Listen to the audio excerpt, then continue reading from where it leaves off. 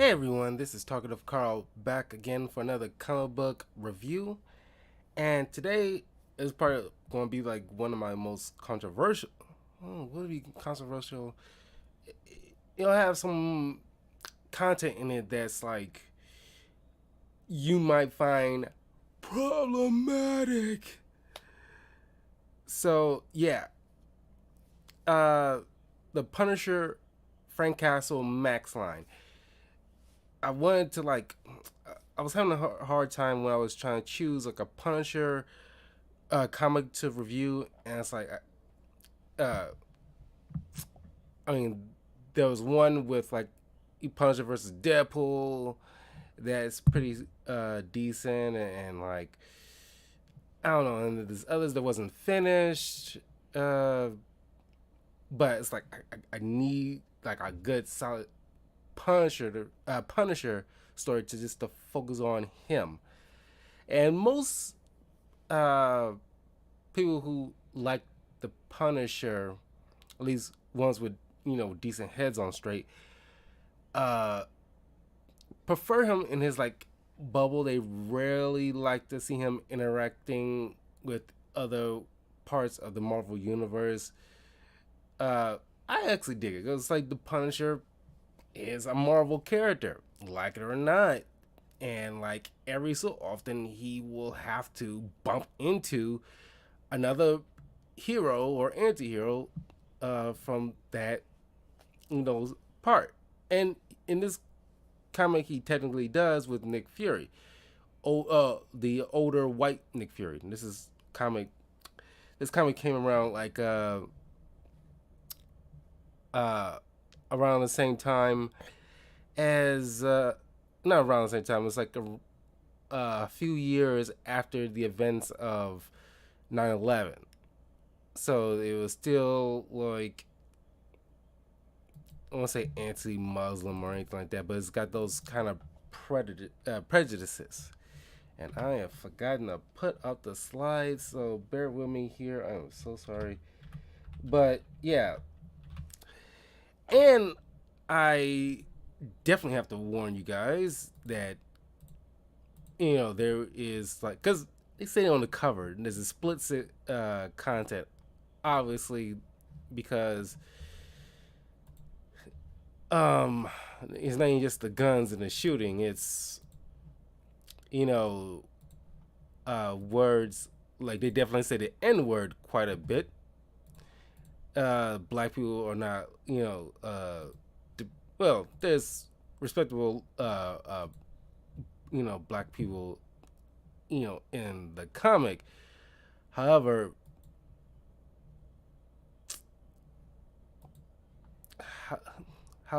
it's like yeah, depict gangsters and like you can tell this was written by white folks, so it's kind of like yeah, they have like a very stereotypical. They was these people, some of the black people are written kind of stereotypically. At least the supposed gangsters are. Uh, and I'll point it out once we get to her because it's like sometimes those kind of like things ain't going unchecked even back then. There's some perverse people. Uh, so it's not even just like Punisher shooting people or killing them in like grotesque ways. This is there's more stuff that like people saying like the F word derogatory to homosexuals as that. So uh, oh, so, women depicted in like very harsh ways that might be triggering to a lot. So it gets intense. So fair warning if you try to read the Punisher Max comics. And I reading like because it's been going on from 2004 up until 2009 apparently. I think it like yeah, March 2004 up to December 2009. So yeah, this it's been like a fair bit of time. And in this run, it kind of solves like a particular question I always had with the Punisher, but I don't want to spoil it yet. When I get to it, I'll get to it. Then like I'll bring it up.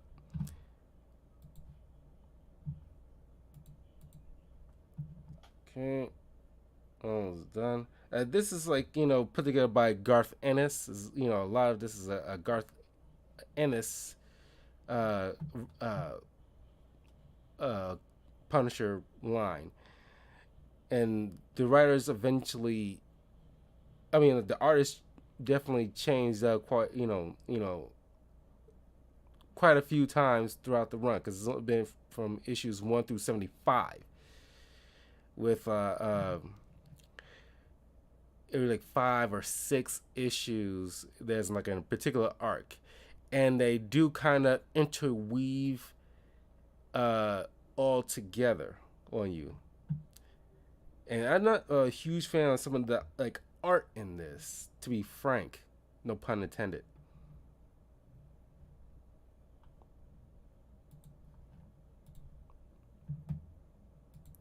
Okay, almost done.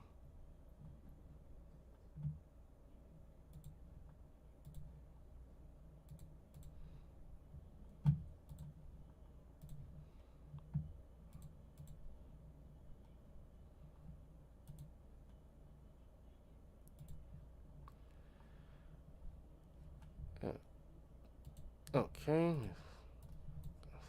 fix this.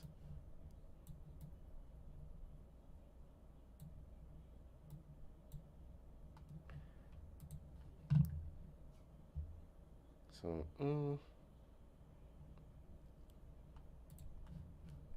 get the hotkeys situation running. And I just like recently put a new movie, comic book movie review based on the Punisher, which is the 2004 Punisher starring Thomas Jane. Honestly, like check out my video. Uh, excuse like because I'm still recovering from like a fever that happened 2 days prior to that video. So I was still like maybe a little stuffy and congested. Each video you see me, I'll be a little bit better. My nose is finally cleared up now. Um, I still get a little cough here every once in a while, but I think God is clearing up. I think my little brother might be probably caught whatever I got because he's coughing, here and there too. So, matter of fact, I probably should have gave him a cough drop or something. I'll do it later. But yeah, so check out that video if you're interested in like my thoughts on 2004's Punisher. Because every time I read a Punisher comic, I hear Thomas Jane's voice in my head. It's just more so than maybe John Bernthal's. Even though I love John Bernthal's depiction of the Punisher, and he's technically current. If Charlie Cox is like uh, uh, and Christian Ritter, Vincent D'Onofrio, like if these guys are returning to their roles from what the Netflix shows were, it's reason to believe that John Bernthal wouldn't hesitate to come back as the Punisher. So in a lot of people's mindset, he's currently the Punisher. But it seems like Thomas Jane set the tone though, because he was in like in the video games at the time, and I don't know, like people love 2004 Punisher, and so do I definitely. 1 second here. Okay, so here we go. Now, you got to begin a Punisher story with him at his family's grave, just like contemplating. He usually, is on his rare downtimes when you see like the Punisher and he's like you got like any kind of downtime when he's not going after criminals. He's like, you know, uh, at his little bunker, cleaning all his weapons, or uh, at like a diner, just eating is something that he want to like just eat preferred uh, outside of rations. Uh, or he's just visiting his family's grave, just like that's his version of like downtime. Or sometimes he like to, fun fact, he like like to sit in the park sometimes and just you know take in like the air. Sometimes like I read comics where he like fly kites, but that was like maybe like an older like comic. But yeah, so he's still obviously haunted by the death of his family. It's just like it's not, it's never not on his mind. It's just one of those things that's always like haunt him. But then like after that point, he's like, okay, all right, all right, went to say hi to my family. So now it's time to get back to work. So he's all geared up, and in the meantime, he's being monitored uh, by uh, this woman named O'Leary. This is like these, clearly like some kind of like agents in some off the books, kind of uh, not black ops, but it's kind of like some organization uh, who's monitoring like the Punisher. Uh, this guy named this skinny little guy who I don't know how he seems like when a guy like this, gets set up like a agent. He just seems like a very not snivy like he's a weasel or anything like that, but just like I don't know, he doesn't have like the gumption to be any kind of agent because it takes some level of training, I imagine, and like get like the best of the best. Because like uh, this woman O'Leary, what's her first name? Uh,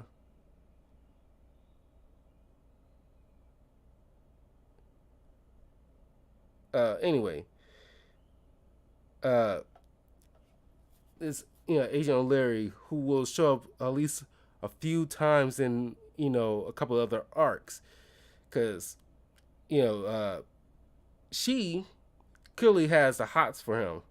She was sitting there like talking with him uh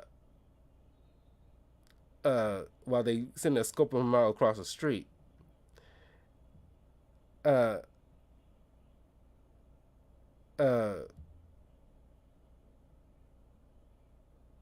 and she comments on how like she is interested in fucking the Punisher, and like you know at another scene she gets so curious to know like what's he, because she has like a, you'll see her in other arcs, but you see she has like some kind of like her own little story going on.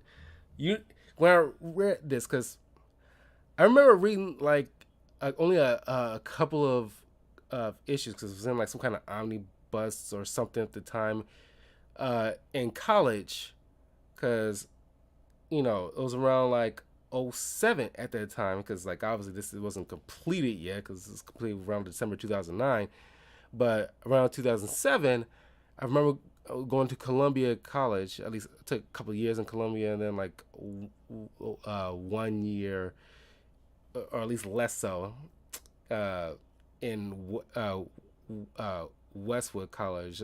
I don't want to bore you with the details, but the time I spent like the the first a few months in college that I spent in Columbia, there was this like library, and they have like a section for comic books, uh, like hardback stuff.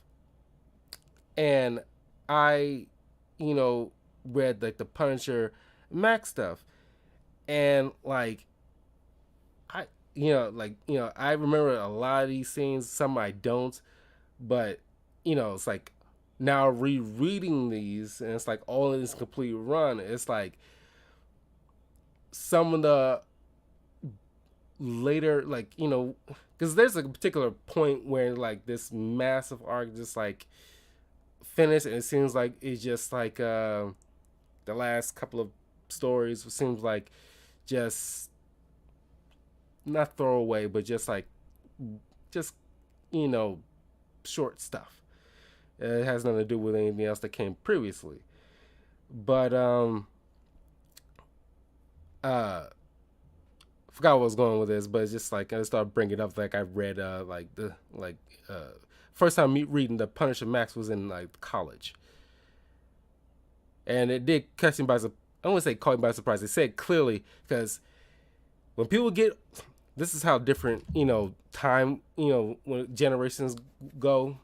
Because in my college days, uh, it was a time when people uh uh don't go off the handle saying like one like ooh like there's a sex depicted in these comics and they clearly display in a big. That's why I want to make sure this cover is posted like this, and on the thumbnail is posted clearly big red bold letters, explicit content. So you cannot get surprised when you read the contents inside and see depictions of like very lewd words, racist, homophobic, and like sexual acts and in outside like the blood and gore stuff. So it's like prepare yourself for what you're about to read, so don't fly off the effing handle. Nowadays, people don't bother to read or see like, oh, this clear depiction. This is like a particular thing you have to be a particular age to handle. If I have kids, it's like I'm trying to like ease them into like the Punisher stuff. This is gonna probably wait until like maybe like the 18 before they read any Punisher, Max stuff. But by and large, I'm gonna have to pick and choose which Punisher stuff they read. Like Punisher versus Deadpool is probably be my gateway for them into like the Punisher stuff because it seems like relatively tame. But I'll read it with them or like at least whatever. But you know I'm gonna probably wait till a particular age for the Punisher for particular comics. But they monitoring him. They clearly establishing like there's like a person heading the op, but they're not allowed to engage, especially not at his family's cemetery, because you do not want to bother Frank Castle while he's visiting his family. Because just like with Bruce Wayne, you do not want to mess with his family, man. That is dangerous territory. You're liable to get beat to near death. Or at least if you're not there for at least a very, very good reason. Um, Later on, the Punisher is like right outside like the compound of this like mafia family. The uh the Don Mas Mas Massimo Caesar. Apparently he's turning 100 today. He's just in like a wheelchair and what have you. And uh everybody's coming like most of the family is coming to like visit and everything like that. This dude is pretty much like get like warts on his face. He's drooling. He's like got like you know like those IV things next to him. It's like this dude is like 1 foot. He barely is coherent. I can't imagine like how like mafia at the time you know deal with things like that when it's like your leader of all leaders is like 1 foot in the grave and he's barely coherent to give any type of orders. So it's like you might as well have to force retirement with this guy and just like go with the next in line kind of situation because he's not he's not in any shape to do anything.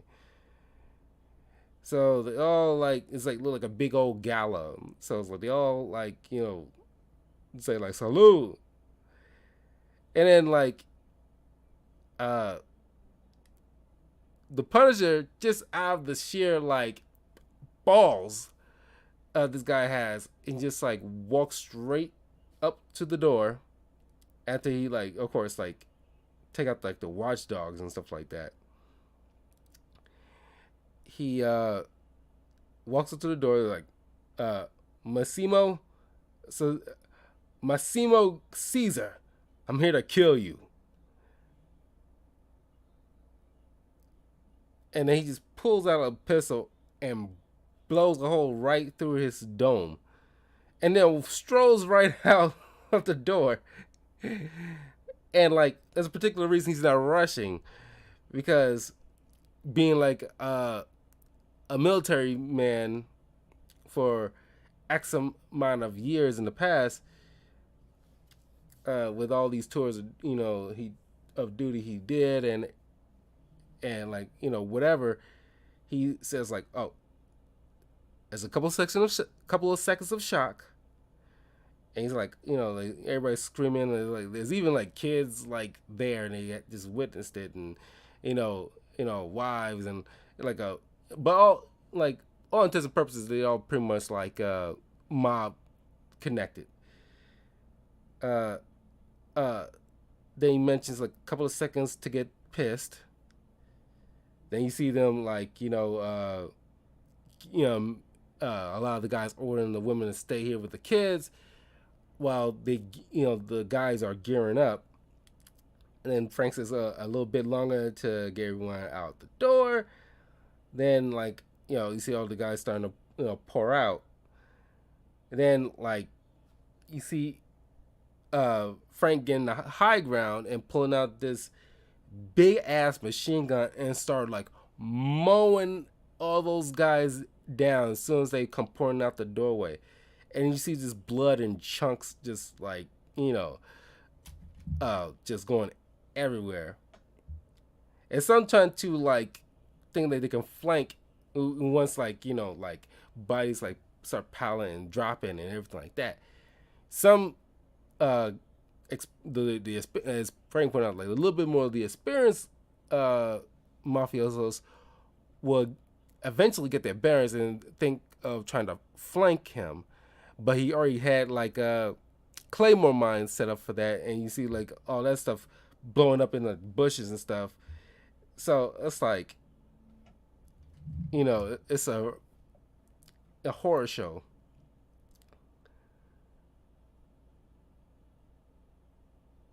Then you see like next morning, like the people who were monitoring Frank watching the news where it's like about the carnage.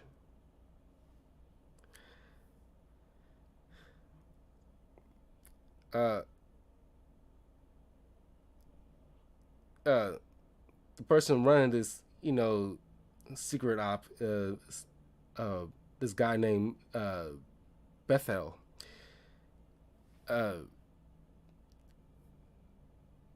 and you see him later on working with Castle's former partner Microchip, who Microchip I guess like prior to this story, because I don't know what or I can imagine what, but when it happened, I do not know.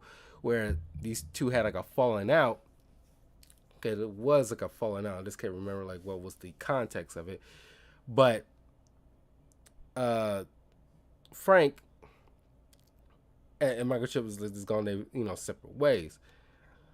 But Microchip eventually start working with these guys, and he's the one like just telling them how to approach Frank and what positions they need to take, because it's not going to be easy. As skilled as he is, uh, it's like trying to take down or capture like Captain America or the Winter Soldier, and this is without powers, and he's still freaking difficult as is. Um, because you know Microchip has an agenda. I mean, they all have an agenda, but or at least Bethel have an agenda. But uh, they figure they can use Frank just to equal parts use him for their black ops schemes. So Microchip in hopes not only put the whole Punisher thing to rest, because like by and large people don't like what the Punisher, at least even like the people who might agree that the people he take down are bad guys. They all by and large are just, and that's how you make an appealing Punisher story. That all his bad guys have to be the most depraved people on the face of the earth. So you won't lose any sleep if he's taking these kind of guys down. Uh, but if Punisher ever do some kind of like team up with anybody, it usually has to be with part of the Marvel part of the Marvel family that equally has no problem with killing, like Wolverine or Deadpool, Nick Fury or Black Widow, or even Winter Soldier. None of which has no problem or qualms with killing. I remember, I forgot which comic it was. This is probably like a one uh, issue or one panel thing where the Punisher and Wolverine was like dealing with an interrogation, and like I could be misremembering, but the guy in their custody is like begging like Wolverine, like to keep the Punisher away from him, and like Wolverine made a comment it's like that was the first time I actually was the good guy in this situation, or was the good cop in this situation, and it's like, yeah, you better go with fucking Wolverine, cause like because at least you have a chance with like living, because you do not want to be left in the Punisher's devices. No, no, no, no, no, no, no, no. You would rather go with Deadpool over the Punisher. You would rather go with Black Widow or Nick Fury over the Punisher. Any one of these guys. You do not want to be left alone with the Punisher.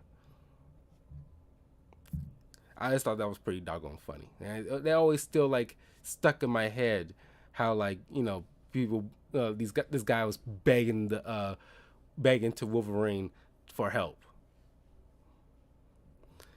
But yeah, like I said, like by and large, but I say like yeah, by and large, all the Punishers like bad guys are just plain old like just depraved human beings, usually like mobbed up in some fashion. But there's only few. I mentioned this in my Punisher movie review. There's a few, in the Punisher Rose Gallery that's by and large, either currently dead or still alive, because like you need like some kind of like names attached to the Punisher that the Punisher by and large will have to struggle with. Uh, uh, Jigsaw's probably the biggest name because he's been shown at least like in one movie and of course the TV show because that's his Joker. That's the Punisher's version of not the version, but that's his. And for parallel sake, that's his Joker. Uh, but he also got like Barracuda and the Russian. Uh, as far as like the aside from maybe like Kingpin, but Kingpin he's a villain that's been shared. He's primarily like a Daredevil villain, but it's like he's shared with a lot of street level heroes like Punisher, Spider Man. But Punisher particular villains, those three are like top of like the dangerous list. Uh, that fairly comes back. Um,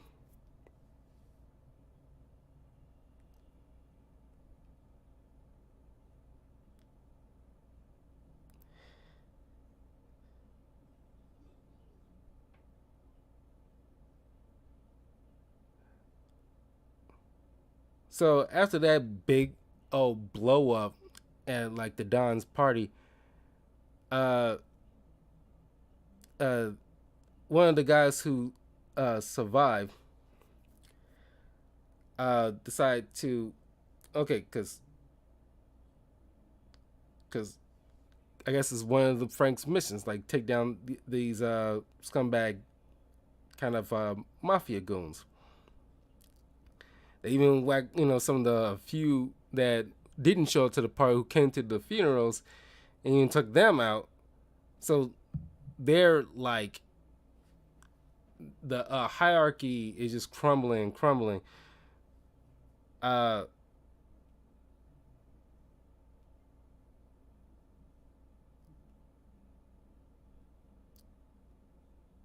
uh, so eventually, this guy named Larry calls out, you know, this guy named Nikki Cavella, and Nikki brings a couple of his like personal friends named Ink and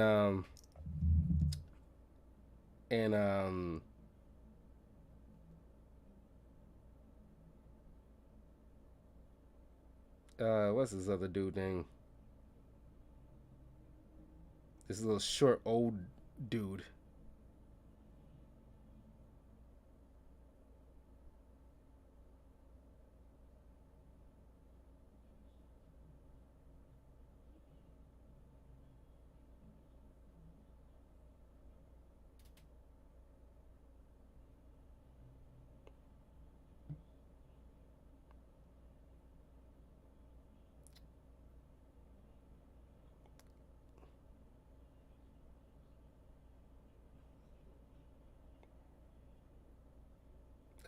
Well, we'll come around his name. This is some old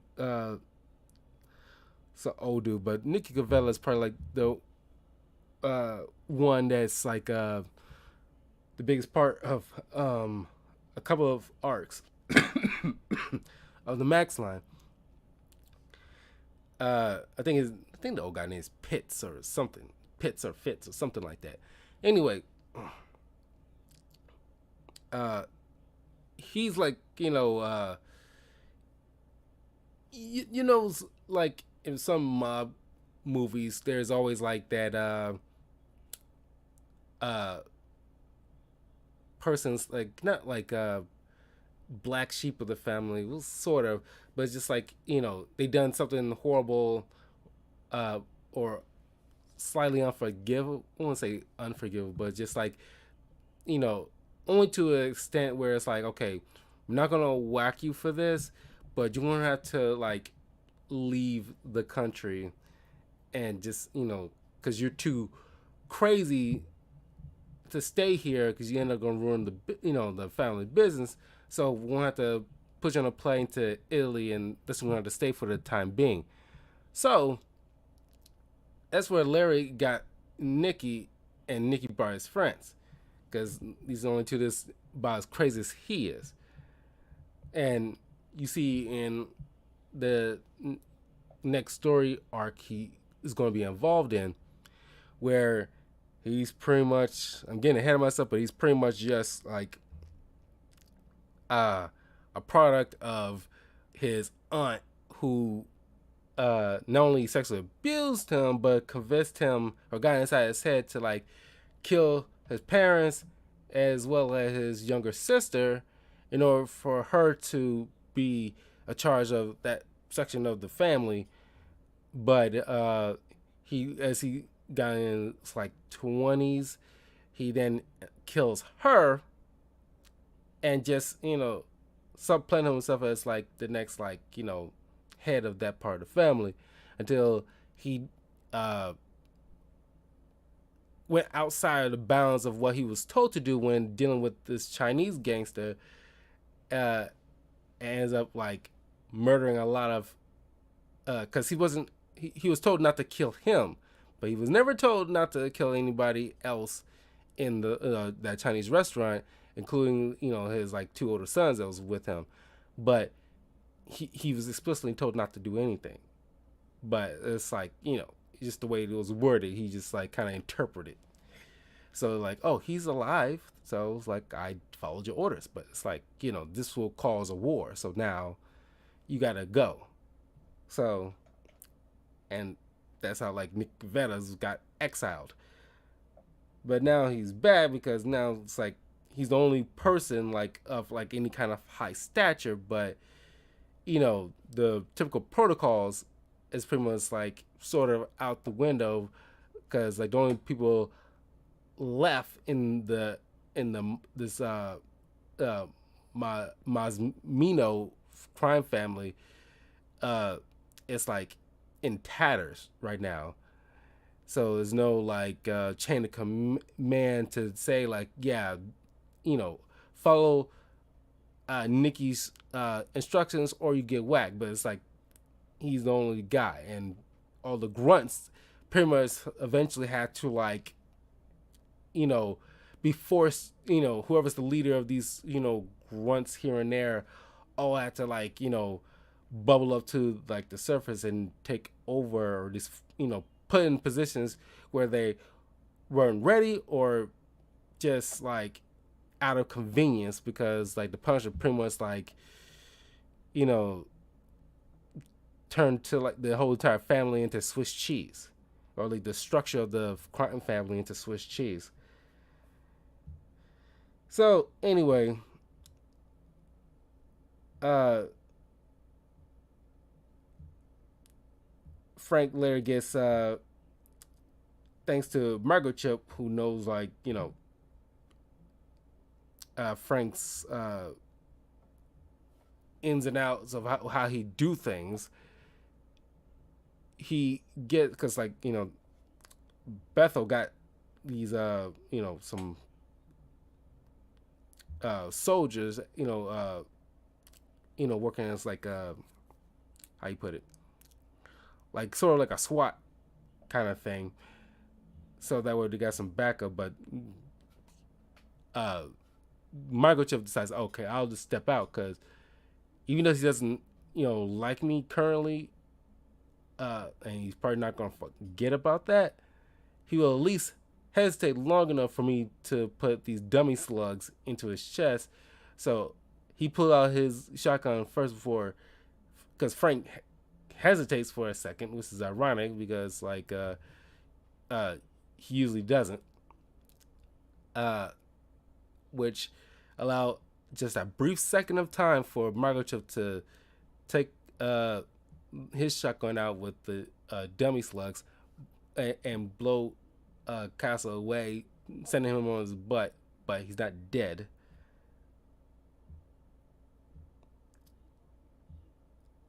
But they not realizing there was like an eyewitness doing this whole entire thing, which leads to Nikki and his goons to go look for him, and like uh, O'Leary's uh,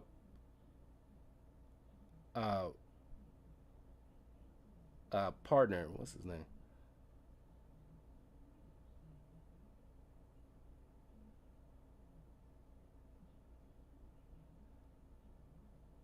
Roth. So they go out to this, like, go looking for this old man, just trying to make sure that everything, stays, quiet. And you see microchip in this, because they all hold up in this big apartment, whereas like they figure they can monitor the ins and outs of people coming in. You got like in these, like, soldiers, like, you know uh, stashed away in an undisclosed part of the building where they can get to each other quickly. uh while microchip is in like a separate room, is all dark, and you don't see anything at all. And uh this is where microchip is trying to like offer Frank a way to use his skills, because clearly he's not going to stop. No one's going to make him stop, because he's got that one mission. Despite how futile it is, that's his like big thing he wants to do, is go after all forms of criminal elements. But microchip posed a suggestion that, like, okay, you're clearly not going to stop. So how about this? I would, uh, the people I'm working with, I would, uh, we will be able to, like, I could be your manager again, and we will only go after like the uh, worst of the scum, like actual monsters of the world. You don't have to fix. You don't have to really fixate on these, like, these low level kind of criminals that you resign yourself with. Frank, you can go after, like, you put your skills to like the big guns, like dictators and, like, terrorists and all these other kind of the worst of the worst, you know, like, sex traffickers and all these other things, which Frank, by and large, go after, just depends on who's on his next hit list. But he tried to appeal to, like, him by using his family, but that's not obviously working. That's just a little further enrage him. Uh, uh,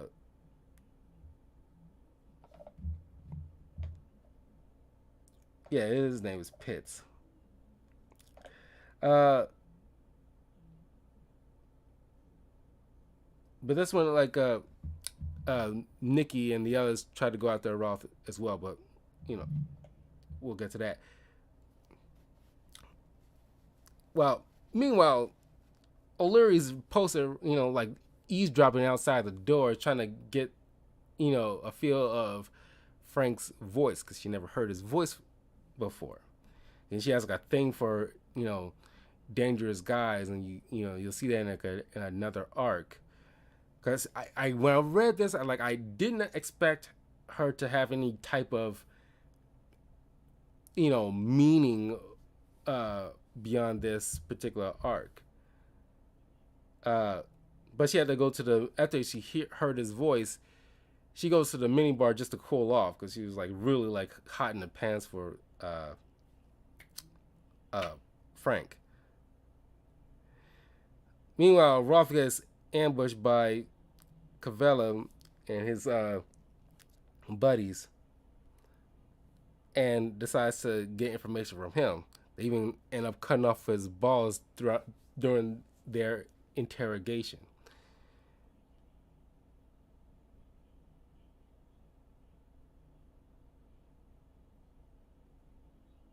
Uh, wow. And then she had to go after it's been a while since Ross has been, like, heard from, or supposed to have checked in. She goes to after to find him, while uh, Frank and Microchip are talking. Frank just explains to him, it's like, no dice. I'm not doing any of that stuff with you guys because you don't know these kind of guys, and like they got agendas and all this other stuff. It kind of reminds me of like Captain America in the Winter Soldier, where it's like no, not Winter Soldier, Civil War, where it's like you know you know people who are running the show now is like they're not always going to stay the same. People change and agendas change, and like this Bethel guy is like whoever he's working for is going to have me you know doing things because like you know I'm going to be second guessing or whatever.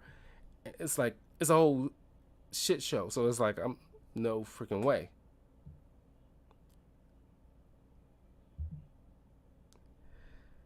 But eventually, uh, uh, Nikki Cavella and his cronies, thanks to the information they got from uh,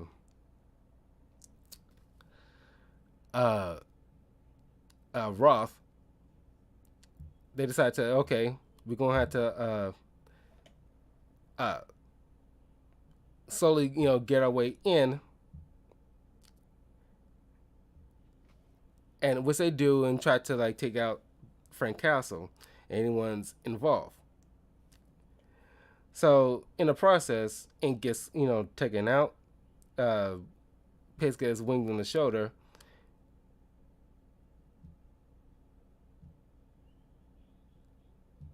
Uh, uh, uh, O'Leary gets like uh, wounded in the shoulder and like knocked unconscious and thanks to an explosion.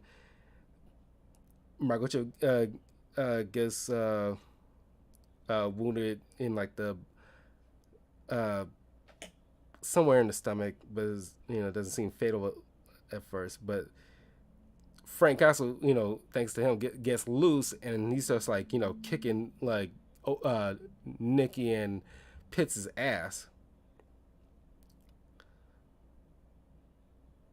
Despite Pitts being small, it's like those wiry types, and it's like and Frank's big dude, and it's like he's fighting back like like these two, you know, beasts in their own right, just like going at each other. Despite Pitts still kind of losing,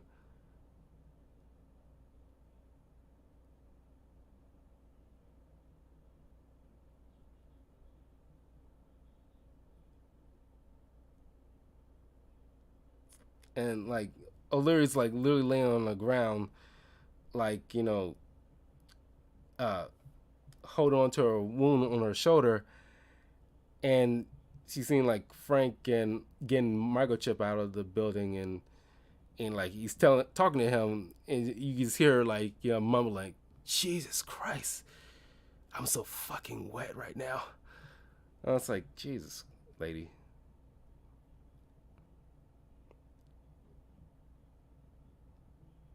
But luckily, like Margaret was wearing like a vest, but it's like one still managed to get through.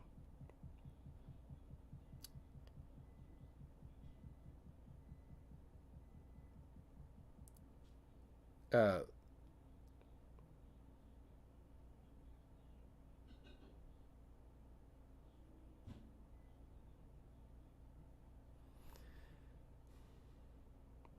yeah, because Bethel gets like not critically, but it's like he gets his kneecaps like blown off by Nikki,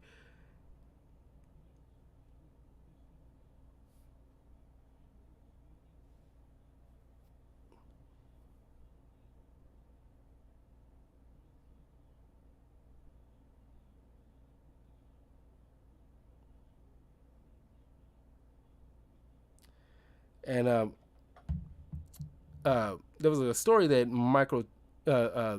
Punisher told Microchip during an interrogation, not interrogation, but just talking with him about how like days after his wife uh, and kids died, that was his neighbor who's trying to, who heard about what happened and decided to come over with like a bottle of, of wine, like or wine or just beer or whatever, and like he is talking. Frank is just barely like listening, but then like his ears perked up when the guy mentions how like casually mentions how like he was just, cheating on his wife and like what happened to Frank is like put things in perspective for him and blah blah blah. And Frank clearly did not like that because he's like clearly got something special and he just threw it all away. And I lost mine to a tragedy. And I think there's a lot of people how they will feel if like you put like a guy who cheated on his wife with a guy who lost his wife, and it's like get this dude out of my sight. And Frank mentions to Microchip like I warned him first, and like and there's like a panel with him just like beating this guy nearly to death outside of his house, and he threw him out the window and then started beating him outside the house where like eventually other neighbors had to like restrain Frank for like literally killing the guy. And Michael just pondering like, why did you tell me that story about your neighbor? Because it's pretty much hinting at him, because like the one, because like uh last time Frank talked to Margaret, because they didn't end on the best of terms, but he warned Margaret like you need to leave because that's my warning to you, because like he knew what he's gonna do to Microchip by the end of all of this. And yeah, this is where Microchip, spoiler alert, dies. Because I don't even know if they ever brought Microchip back in Punisher comics. I don't think they ever brought him back after this. Uh, but Microchip decides to stay behind to help, deal with like uh, Nikki Cavella and anybody else coming after Frank. So there's a big shootout at this like warehouse where yeah,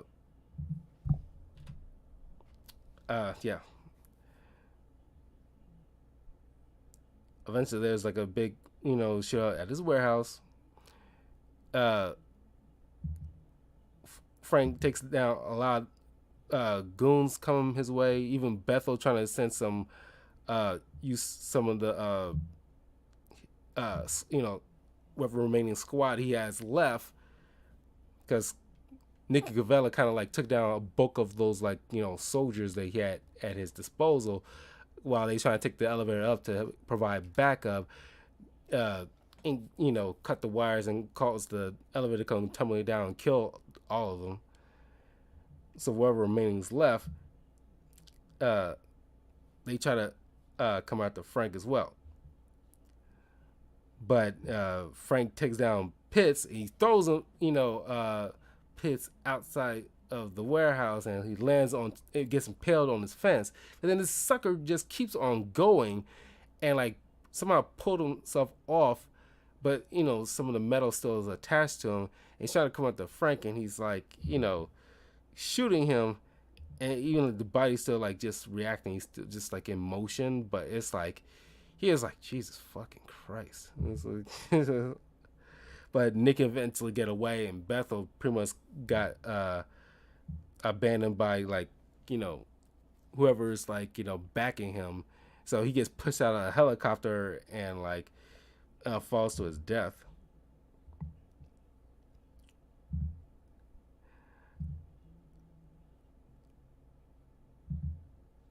And Larry gets taken out by the Punisher because like Nikki's trying to like use him as like a pretty much like a distraction to get away. Like you move out in front and take a bullet from me, and he just runs like a little bitch.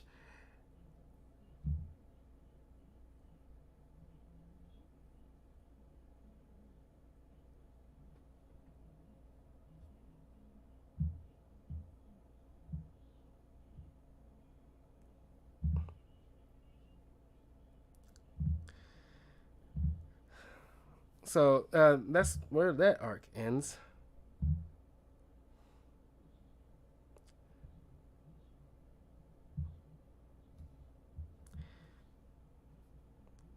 I think this part, the Kitchen Hours arc, is probably like the personally my favorite arc. But I'm not sure how anybody else feels, but it's like one that always stuck out in my mind, mostly because it's black guy named uh crap, I'm blanking on his doggone name, but he's a black Irish and kind of thing. It's like the uh forgotten one in this kind of crazy little kebab of a sort of family.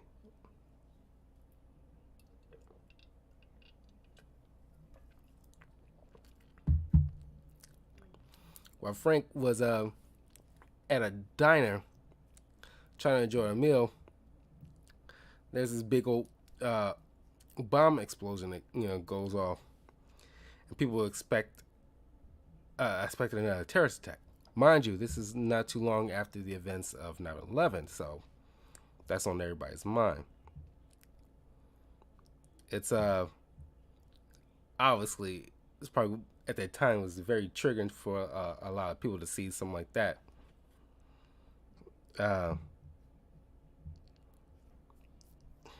it's crazy how long ago the events of 9/11 was, and it's like the sting of it has gone away, but we haven't forgotten about it. But it's like the initial sting is finally, because it took a while for that sting to get away. Because I remember like just sitting at home, I was watching. I don't know if I was watching pretty sure it was like a PBS show or something like that that was on. I forgot, but anyway, it was like I was flipping channels, and it was almost like every other channel had like the same thing on, where it's like the two towers was like just like up in smoke, and it was like almost unreal. So like I still like you know my heart goes out to like a lot of the New Yorkers who I make jokes about New Yorkers, but that's the thing. It's like I don't wish upon anybody or any city, and that thus began like this long stretch of like Americans being sent to war, which is like I'm not going to get into how like Bush and his like false like sending troops to Afghanistan to find WODs, and it's a whole shit show in his own right, and half of it is kind of bullshit and machinations behind the scenes. This like didn't amount to squat, and searching for a boogeyman that's like we all know who was responsible, but it took years until like Obama was to president to finally do what Bush should have done from the jump. Uh, uh, but then and then until didn't take until like a handful of months ago until Biden finally pulled the troops out of Afghanistan. The way he did it, not everybody liked it. It just seems kind of rushed or something like that. But then again, like that's what we always wanted, but just didn't like the way he did it. So it's like whatever. But it's like 20 years. Like it took before we eventually get our American troops out of Afghanistan. 20 years in like a war that, by and large, I call it a win if we took down the guy who was responsible for like 9/11, but that should have been like the end all be all. But whatever. Frank survived the catastrophe. Uh, while he was assisting like EMTs to help any stragglers that might also had survived but critically wounded. Then he uh,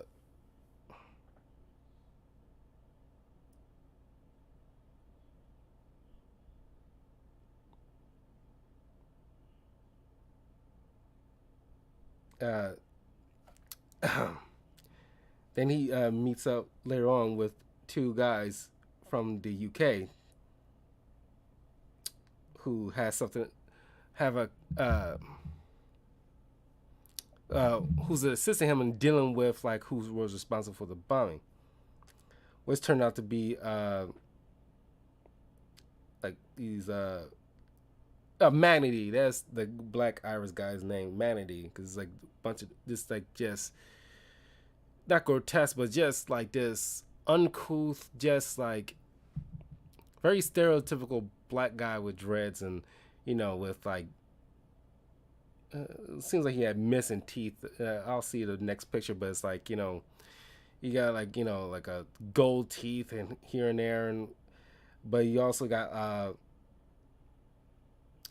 this Uncle Finn, this guy who is an IRA member who has like his face like all you know oh his face is like a like front part of his face is like all burnt off, and not burnt off, but it's like his skin is just peeled off and it's like only showing like he actually the muscle of his front part of his face, like this part, and he wearing this plastic wrap to like keep like everything inside and like blood not seeping all over the place.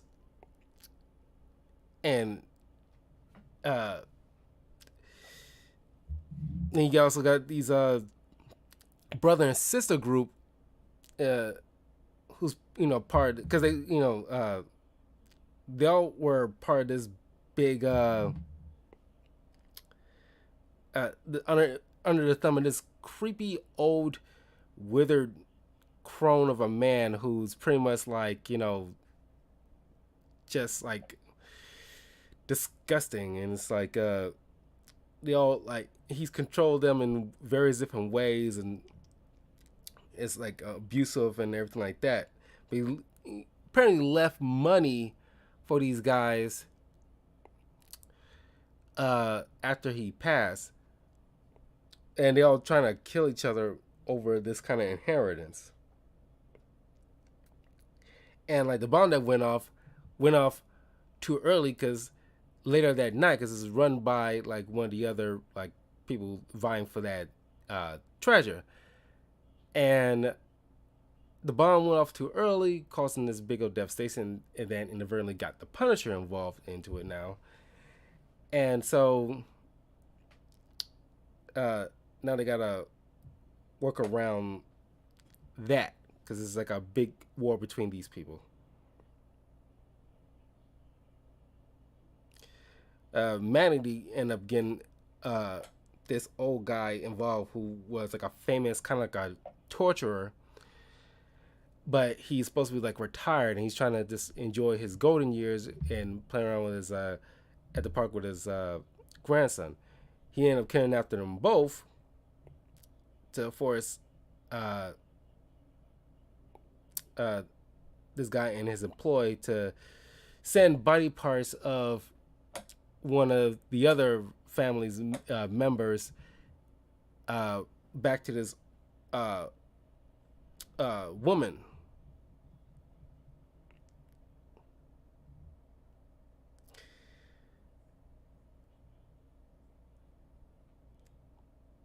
The two UK cops Frank worked with, uh, this black guy who's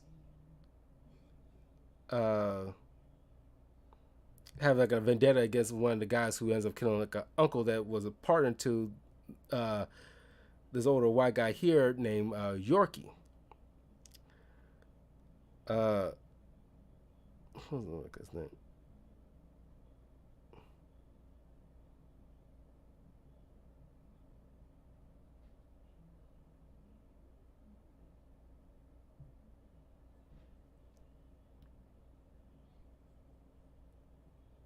Yeah, Andy Lorimore, Lorimere, whatever. That's the black guy's name. Uh, so they kidnap. They end up kidnapping the nephew of the uh, Finn, but in the process, of like they caused like this big uh, commotion at this bar where they was holding up.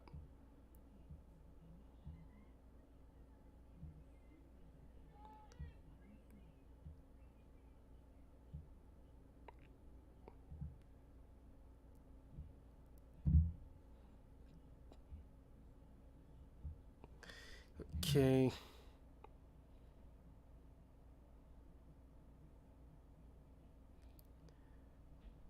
so the massive shootout consumes. And then like yeah, they end up because he's supposed to be meeting up with each other then, but Punisher kind of like really like uh throw the monkey wrench in the whole entire program.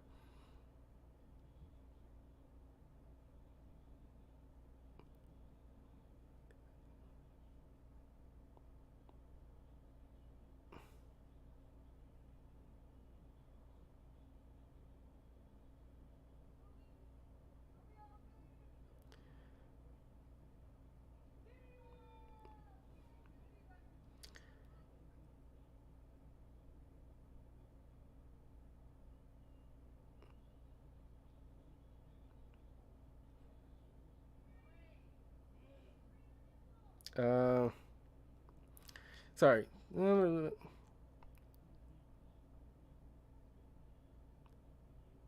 So I had to skip a lot of this stuff because it's a 75. Well, technically 74. The 75th one is just like, short little stories in one. So technically 74.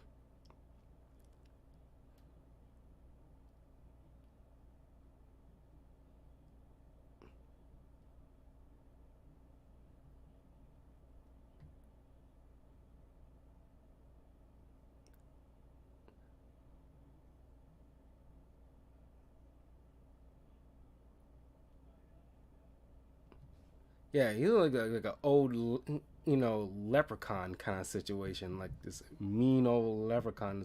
He flipping people off and, you know, uh, all the goons involved, they was like, either kids or just young adults. While like this dude was just like messing them like one way or the other that, you know, effed them up for in their adulthoods.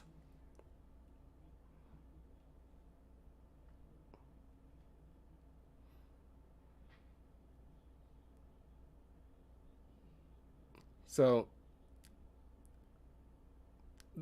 Frank and the others get a genius idea to like hit them all at at once. You know,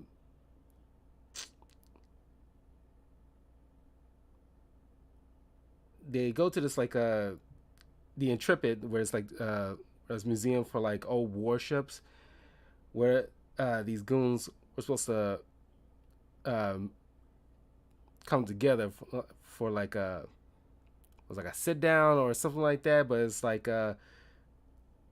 Frank and uh, Frank, Andy, and uh, the other old guy. They got there at least a couple hours earlier, and they started like laying waste to a lot of guys there. And so all the goons get jacked up so much that forces these leaders of these respected little sections here trying to get to this treasure to like work together because it's like okay, the Punisher kind of like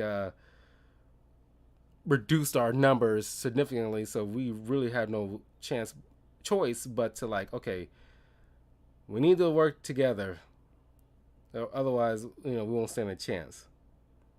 Which was in a way their planet in the first place, because now Frank can hit them all at once.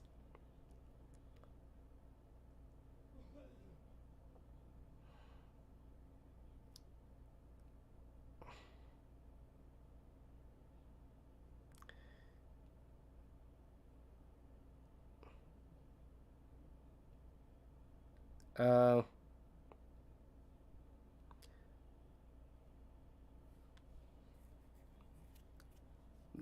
Eventually, the just on a side note, the the torturer that Manny uh, forced to work for him in order to like save his grandson got turned the tables on Manny and start like trying to like rip off fingers. He's butt naked, mind you. It's straight like nearly like Dexter in a way. And he's trying to like he's at first just taking off fingers and stuff like that, but uh, man, these goons showed up and just like blew this guy away. So now like Manatee is like, okay, my numbers are reduced.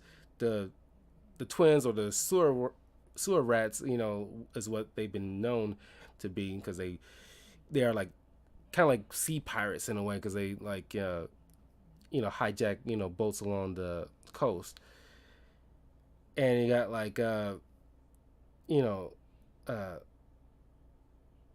yeah Brenda is the wife of the guy that got tortured uh by Magnety's forced employed torturer, and then you got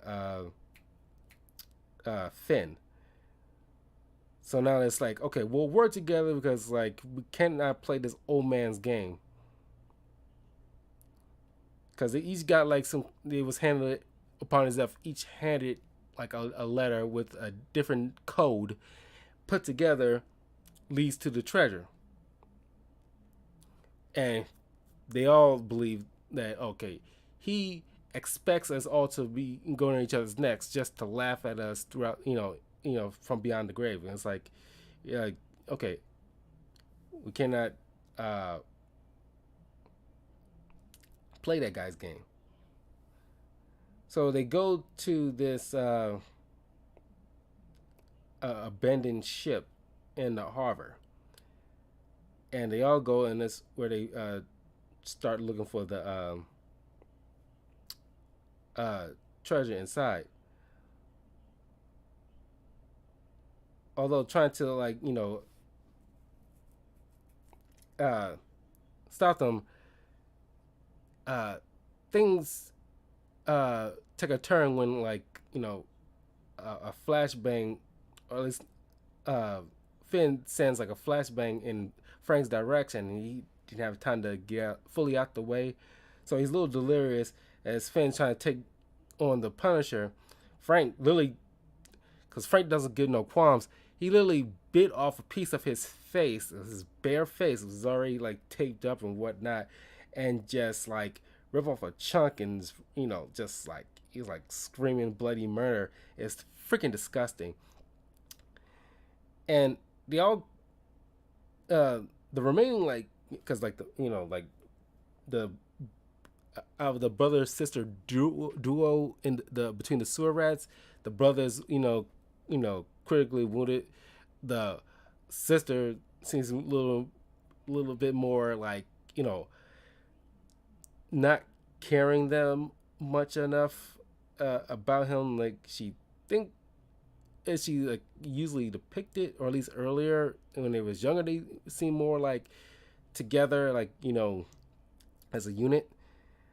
But they all run to the back room where they've as uh like one of the UK uh military guys helps Frank out of the boat because he's like wounded, Uh, luckily he did. Uh, they find uh, the container where they think is treasure, but is C4 with like a scribbling of the word cunts on it. As soon as it opened, uh, it kills the remaining people with everybody's mouth agaped, looking at like and like one of them just says like, "Oh, you sadistic old," and then the whole thing blows up. So Yorkie drags Frank onto the boat with with the other guy, driving it just to get them out of there. And like Andy decides like, yeah, like got one final business to wrap up, which is kill like this uh the nephew that we have left, which you never see him actually do, but you led to believe so, because it's not even hinted that he decided to spare him or anything like that. He mentions like, I don't feel any better. So kind of hinted at like, yeah, he probably killed the dude in the alley, but it's like, you know, his revenge didn't like ease his like pain.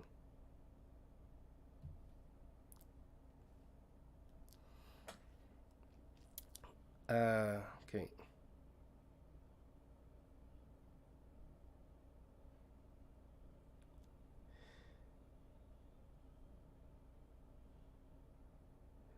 Next arc is like Mother Russia, and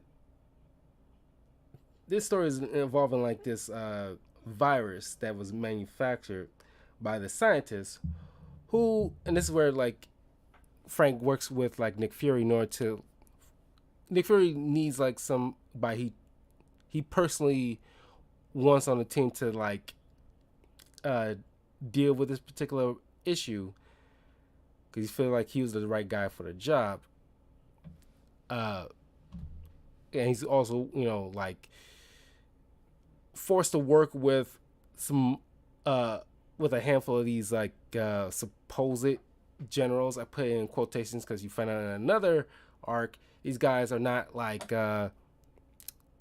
generals by earning the title by in like being in combat and earning their stripes. It's like kind of handed to them kind of thing retroactively without them actually earning it. So it's not something that like Nick Fury respects in any type of way. But uh, they Fury asked Frank to help because there's a little girl involved, this like Russian girl whose father was a scientist who uh, helped create this pretty much like uh, this virus that the U.S. wants to uh, use against its enemies. At least these particular generals wants to use that, but the scientist ended up like dying, you know. But before he did, he had like okay, it was the only best way to keep this virus safe and as a deterrent, uh, in case something happens to him. He put the virus inside his daughter as well as injecting her with the antidote, which over time will eventually kill off the virus altogether. So there's like a small window they have to subtract the virus from her bloodstream so they can retroactively create more. But uh, she's behind enemy lines in like this like silo in Russia, and so Frank has to work with one of the general's guys. Uh, uh, we'll come across his name soon anyway, but they go there and try to find uh, this girl. Now, these generals are scumbags because they completely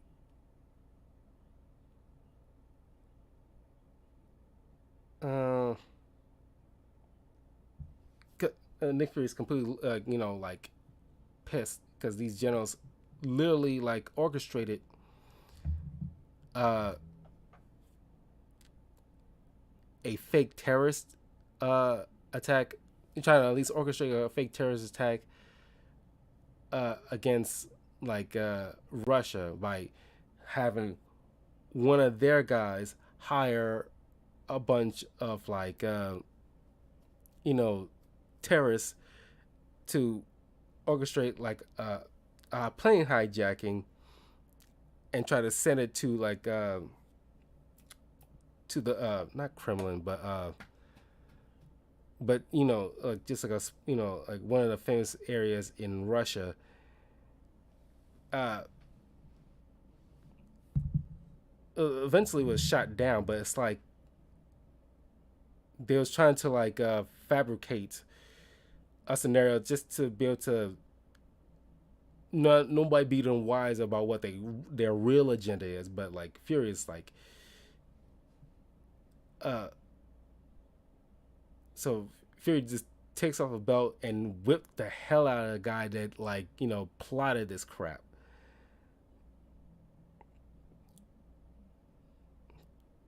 Because like what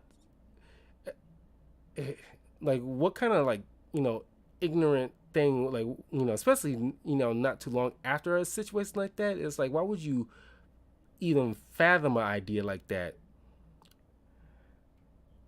But everybody got their own agendas, and like people just like monsters in their own little right. Like good guys ain't always the good guys kind of situation.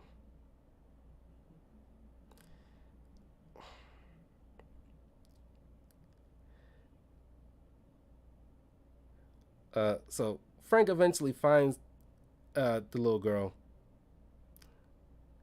and of course there's always like a his like weakness when it comes to like just children, little girls especially, because that reminds him of his daughter, so he gets a little soft spot.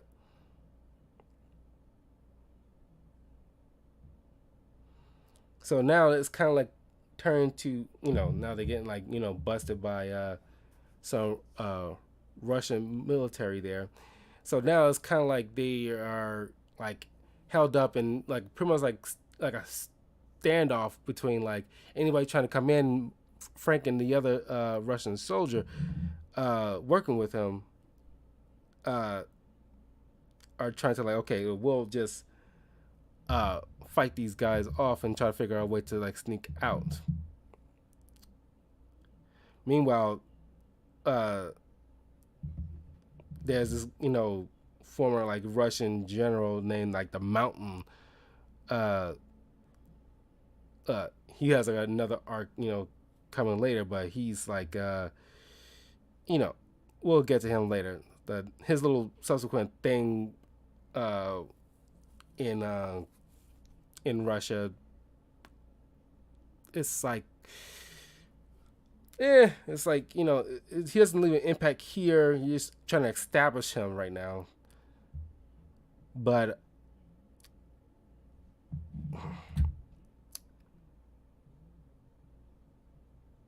uh,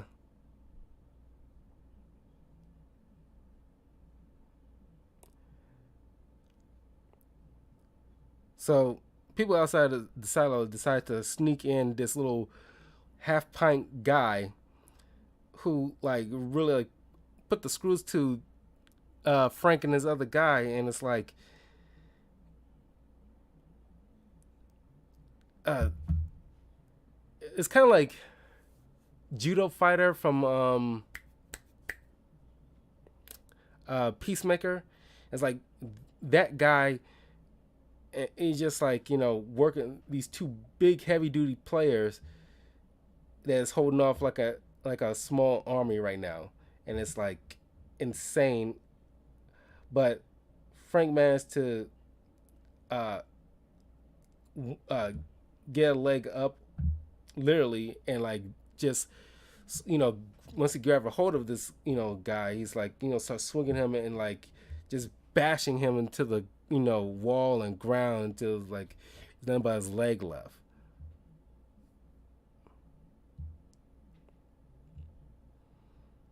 But while he's doing that, the supposed partner of Frank's, has like secondary orders just in case like things go too pear shaped.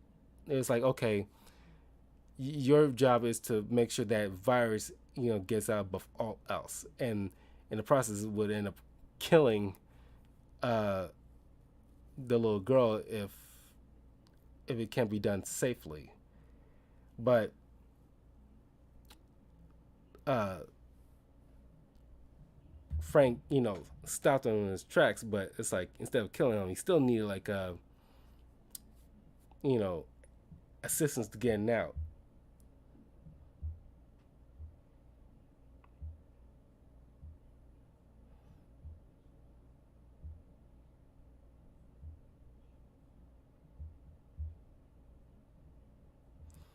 Okay, so Frank comes up with the idea.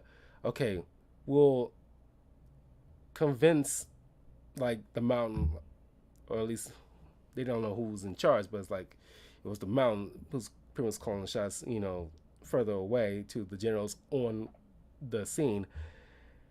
And it's like, okay, we'll pretend like we'll be, setting off like this rocket to this nuclear rocket to uh, the Kremlin. Now, if there's any like disturbance at all, or if we sense something's up, we're gonna make sure, you know, at the very least, a fallout would detonate near Russia. So, they just like, okay, like just let them be, whatever, like that. So they hide away inside this supposed rocket. It's not filled with anything, so they jump off, jump out, parachute down because the whole thing's a dud. It's like a pretty smart way to like, get out of that like sticky situation.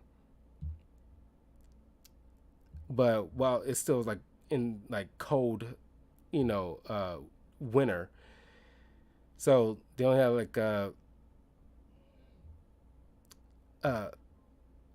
enough warmth for one person, well, at least for two people. Uh, so they draw straws. So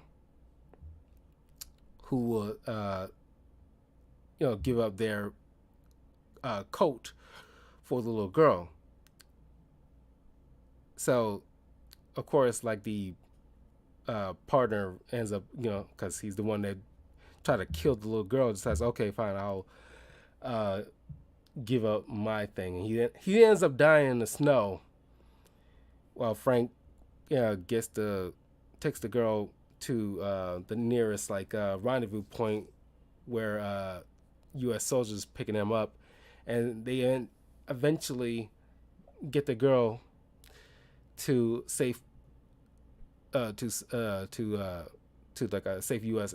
air base, with Nick Fury meeting up with them, and it's like, by this point, the antidote killed off the virus, which angers the generals, but you know, Nick doesn't give a fuck, and they not gonna do nothing to Frank Castle. But that leaves them having a grudge against Castle in another arc.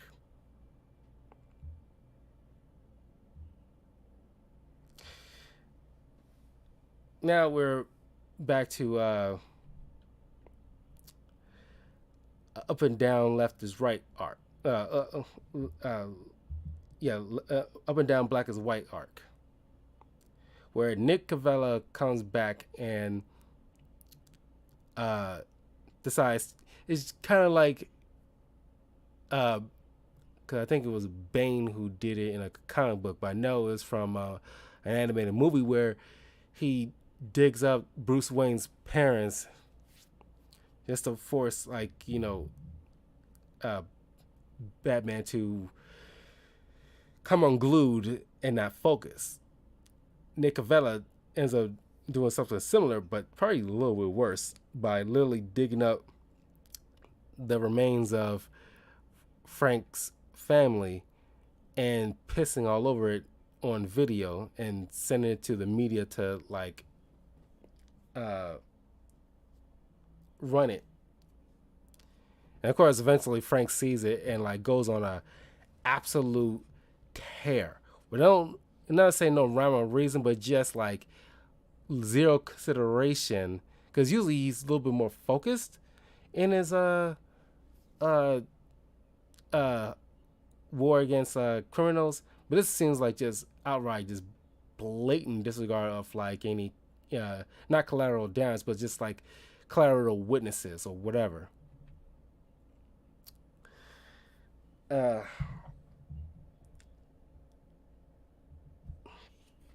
but you get a return of O'Leary, who breaks out of prison because she doesn't wind up in prison because of the off the book stuff that Bethel put her in.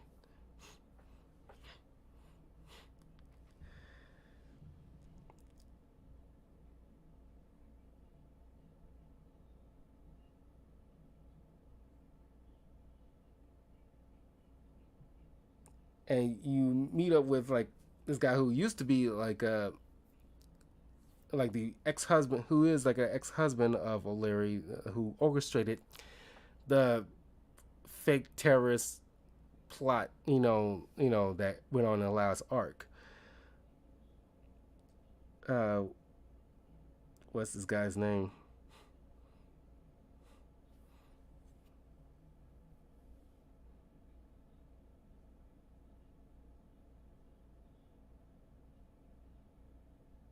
Rawlings, who's like a piece of shit in his own right.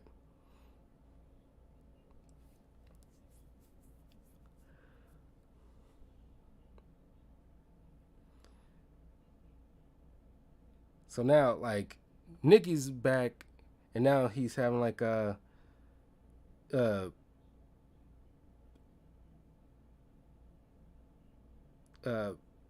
Pitt's sister, who pretty much looks like him, but with longer hair, longer gray hair, and like, you know, smaller frame.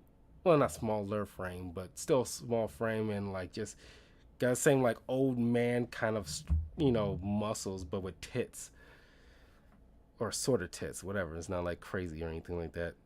But you get like a backstory of like uh Nick Gavella in this arc.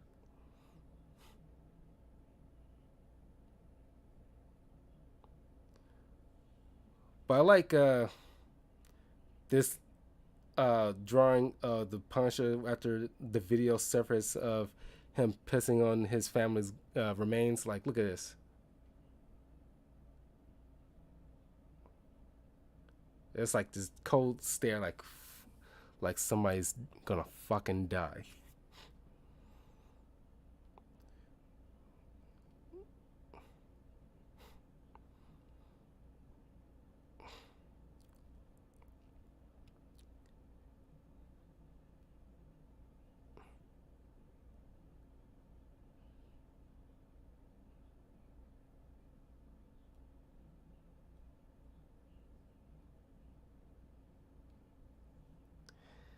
Uh,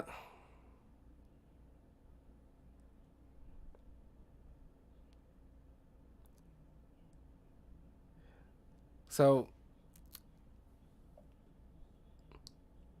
O'Brien, I think he called her O'Leary. O'Brien breaks out because she getting framed for like a guard's murder and stuff like that. Because like a bunch of women just trying to like rape and beat her, but she always beats them up uh, uh, in the end. So she ended up breaking out, goes to Roth to like give her a fake ID and new clothes and like so she can get out of town. But then she sees what's going on with like the Punisher and his family being defiled, and it's like, okay.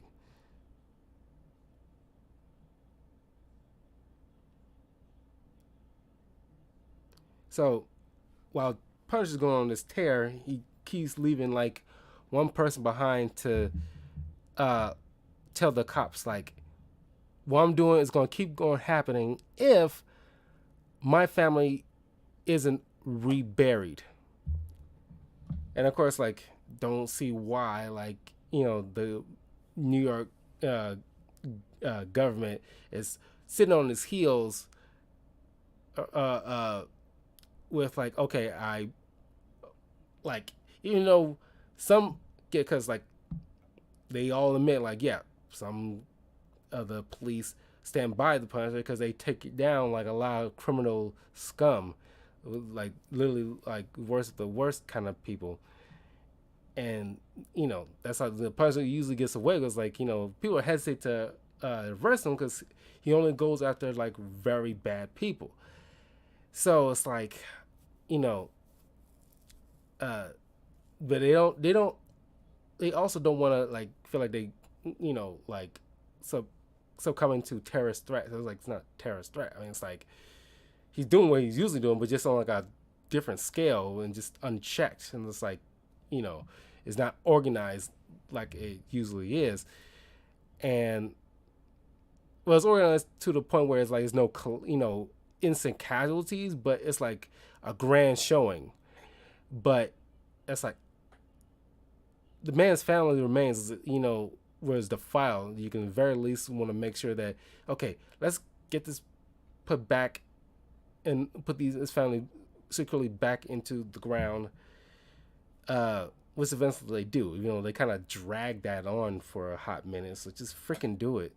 It's like there's got to be some level of compassion. The fact that whether or not you like this guy, his family's remains was dug up and put on live video to see being defiled. It's like you don't think like anybody in that position will feel any type of way about that.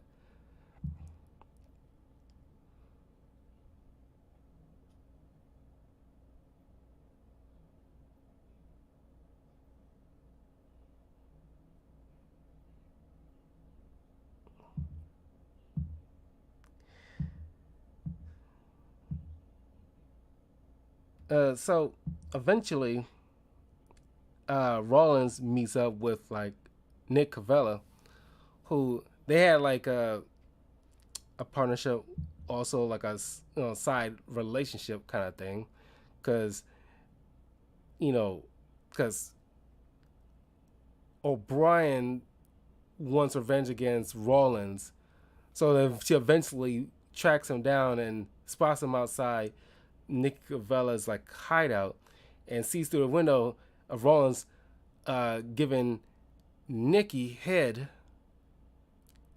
or performing fellatio for those who might not be in the know. And she was just like, oh, God, I let, I, like I kissed that same mouth, man. It was like it was like yeah. I wouldn't say it's gross. I wouldn't like put it like that, but it's just like it's just like uh she views it as like kind of maddening, sickening because like okay, I didn't know this side of you first and foremost, and second of all, like how long that's been going on, and third of all, that's like, because you see in another arc, this dude left, O'Brien to die. So she got like a lot of negative feelings for this guy.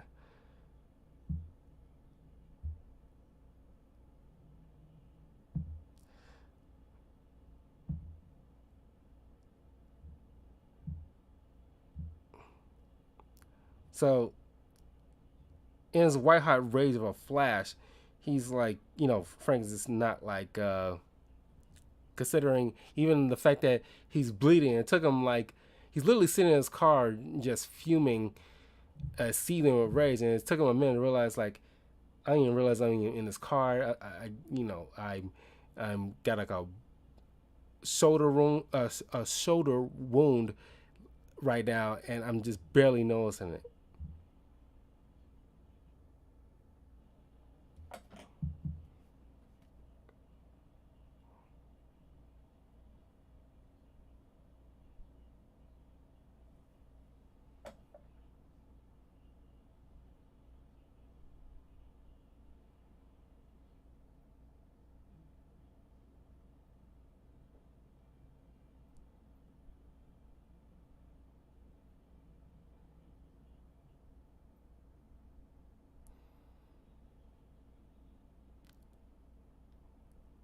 So yeah, you got like the consoles like coming up with like okay the solutions how to deal with like Frank Castle.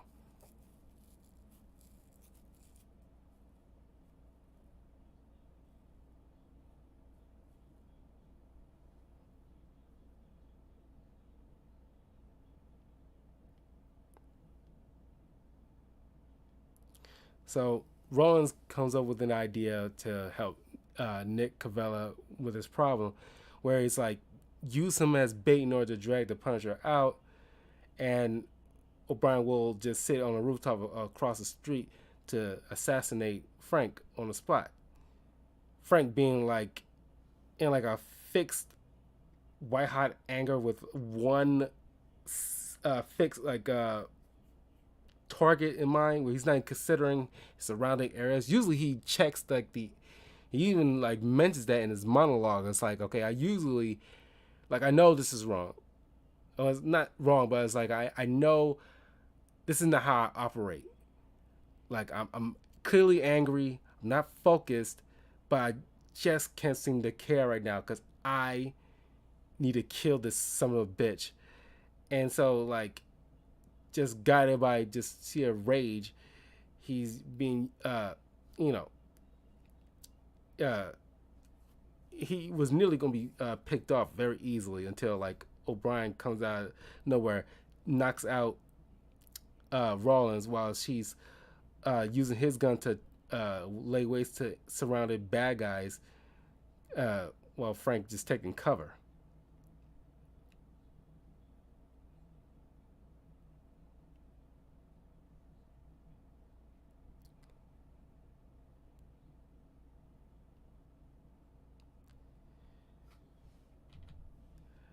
So thanks to uh, her assistance, she brings Frank to Roth's place, uh, patch him up. They end up having sex. Uh, because they eventually just like okay, like, hey, because it's like I guess it's heat of passion, but it's just like also it's like these two like okay, you want to jump my bones, you want me to jump your bones, or you want to jump my bones or whatever. It's like pure, yeah, and they just ended up doing it, and it's like whatever. And she got what she wanted. She wanted to fuck Frank Castle, and she did. But then like Nikki Cavella is starting to lose the loyalty of the his underlings because shit is hitting the fan.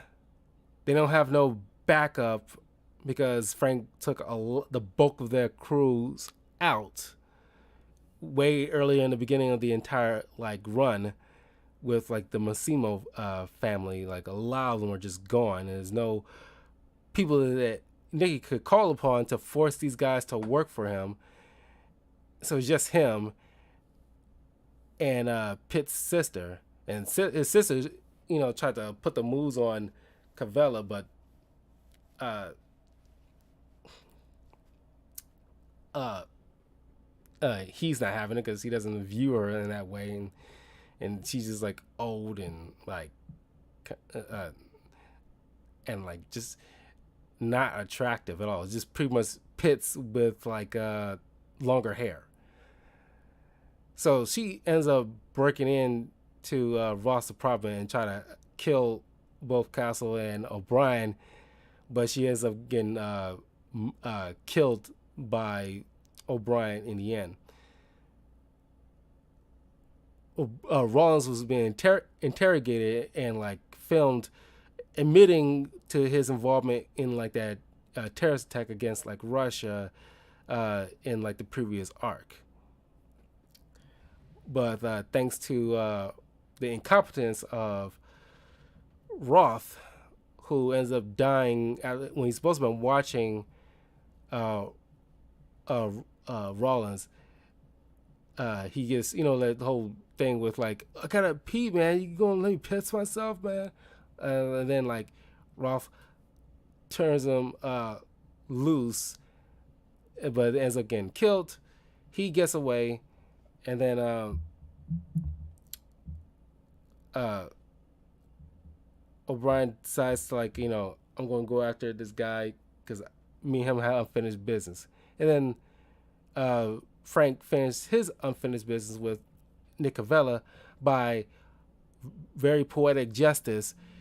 Takes just like how Nick did to his own father when he was younger, uh, taking him out in the middle of like the woods and just to shoot him like an animal. You see like Cavella just like freaking the heck out. This psycho who was just like a walking around like an overall badass, crumbles like a cheap suit, and it's just like crying, begging. It's like, I'm sorry for what I did to your family. Like I didn't. It's like all business and blah blah blah. And it's like it's like you see all but maybe like a couple. You start seeing a lot of these so-called like tough guys all fall down the same path where it's like they start tearing up at the end of the Punisher's gun, and just like he dies the same way. He dies, but he shoots him in the gut and leaves him to die, bleeding out in the middle of nowhere. Next is the arguments about the slavers, where uh, this woman who's been used in a sex slave operation escapes, ironically at the same time while the Punisher was taking some of these guys down as part of like his like hit list.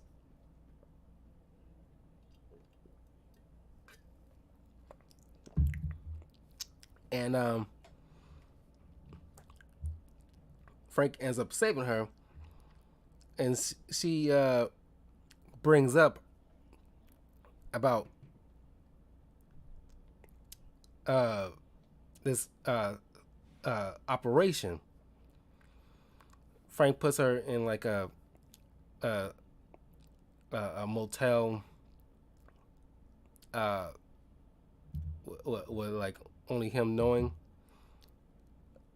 with like some supplies and fresh clothes and money, like just some food. At the same time, you also got like these two beat cops involved in this, who one was like a black gay man and other just like this uh woman, and they got this little back and forth with each other, whatnot. But it's like you know him involving like like being harassed because he's a black gay man and blah blah blah, and that is something that probably did go on happen a lot back in the day. Probably less so after the past like you know decade or so, where it's like that's not like a huge like looked down upon kind of thing. It's like permeate the zeitgeist now, where it's like it's whatever. You have a homosexual police officer. It's like so what? It's not like a detriment, whatever. Or at least you don't have those kind of like asshole cops who make fun of something like that, like they probably did around this time when the comic came out. So the lady tells Frank about like this three individuals. One, it's like it's not like Russia, but it's like one of those kind of like Euro type of like extension areas where they were involved in like wars and stuff like that, and they use their skills to turn a profit by making like this operation by kidnapping, girls from families, and like uh, put them into like these like sex slaves operations or what have you. There's like uh,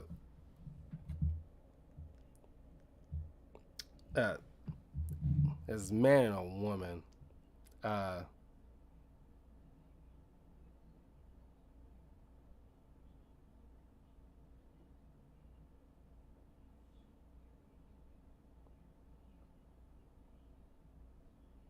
this guy named Christu, and this woman.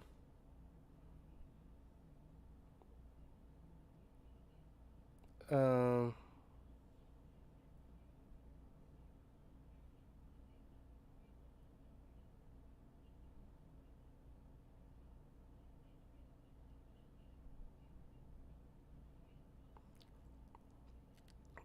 well, Christu and this woman partner of his who set up this operation, but Christu also has his father, this guy right there on the panel. He's just like just discussing. Sometimes when they depict like old people, is always gross here. But that's the whole point, I guess. They gotta, you know, the way they drawn shows like the discuss. You probably if it makes your skin crawl, you should know like how like you put in the shoes of these victims. But his father, who's like not have any kind of business sense at all, because like the son Christu sees profit and like how like the operations should be dealt with, but this guy has no line and doesn't care about any of that mess. Uh,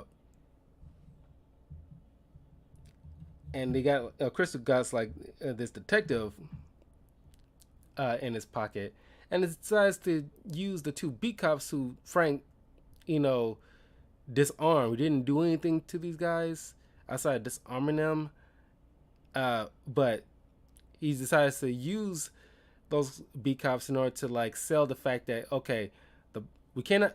He's trying to sell to the chief like we cannot, despite like yeah, sure, the Punisher takes down like very scum, uh, like the worst of the worst kind of people, but we cannot allowing that cannot be continuing to allow that to go on. So uh, he used the beat cops in order to like fake like oh they were you know critically injured and like beat like uh, by the Punisher. They got like cast and like crutches and stuff like that, and it's like it was trying to be like a whole production just to sell to the media that like the Punisher is like or like all out you know uh all points bulletin on the Punisher's arrest kind of situation.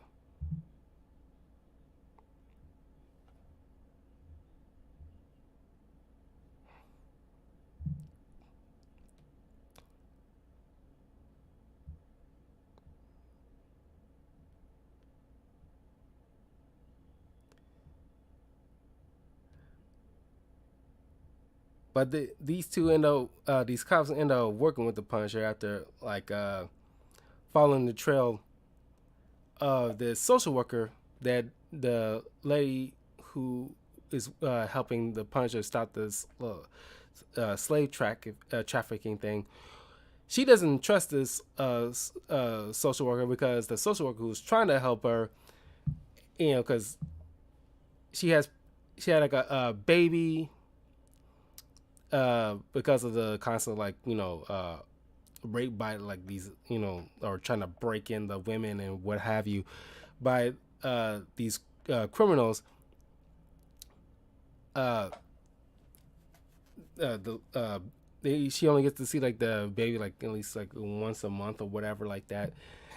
But uh, she blames the social worker for like trying to because he's supposed to kept like you know, the baby safe, but uh, she left the baby in the hands of like a boyfriend or something like that of hers, but uh, he dropped the ball and it ends up getting like the baby killed, by these criminals. It was a whole thing, and it's like that's why she just refused to allow her help. But the person needs information only that old social worker has in order to find this house, uh, where like the well, like information about like these crooks.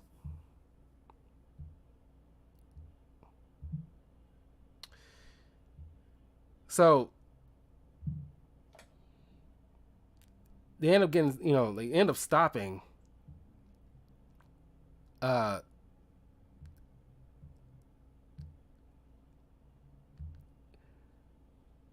uh, of course, Frank ended up stopping like the operation. First going after like Christu, and like leave him in the woods. You know, gutted his entrails and wrapped around trees and stuff like that, and just still torture and just like he's just dead.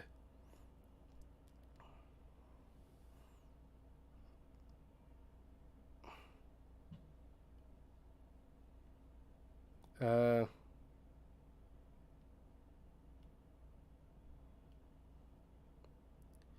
Little by little, he saves more. Princess saves more women in the process, trying to stop, coming after these guys. And the way he took down, like, Christu's partner is like freaking intense, but deserving, considering she's like, because you wouldn't expect like women to be involved with a sex slave operation or peddling women like cattle for various kind of use. You would think like, okay, you would be like any woman would be like like against that. No matter what your like perspective in different countries and how harsh it was, and it's kind of like put you in a different path, but you should be inherently like against that kind of thing. Uh, of course, the Punisher catches her and starts like uh, throwing her against this like pane glass window that he mentions. Like, yeah, these were built not to like to avoid like people trying to jump out the window and commit suicide. But if you keep banging onto a fixed location, it will eventually give away. So he started bashing her like because what her involvement was sickening because he like kind of like just you know uh helping breaking in women and everything like that for more use for uh the operation. So he just decides like this beats her uh uh to the injure her life and starts throwing her against that pane glass wall until eventually it gives out and she falls to her death. Uh, and I like this line. It's like from Castle's like it had been a long, long time since I hated anyone the way I hated them, and it's like, yeah, yeah, like understandably, because like I said before, it's like uh, these type of villains that Frank deals with, you gotta create them in a way to make them so depraved where it's like when they die, you don't feel bad.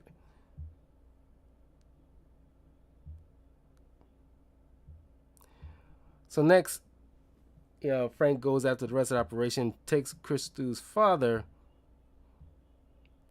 and ends up burning him alive.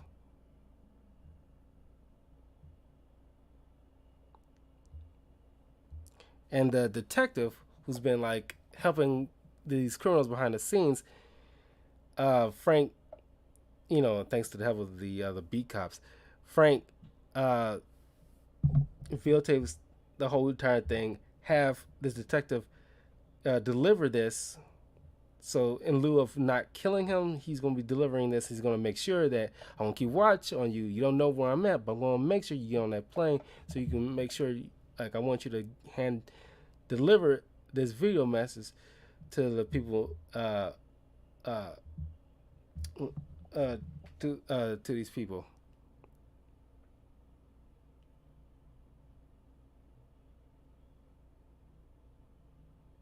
To Eastern Europe.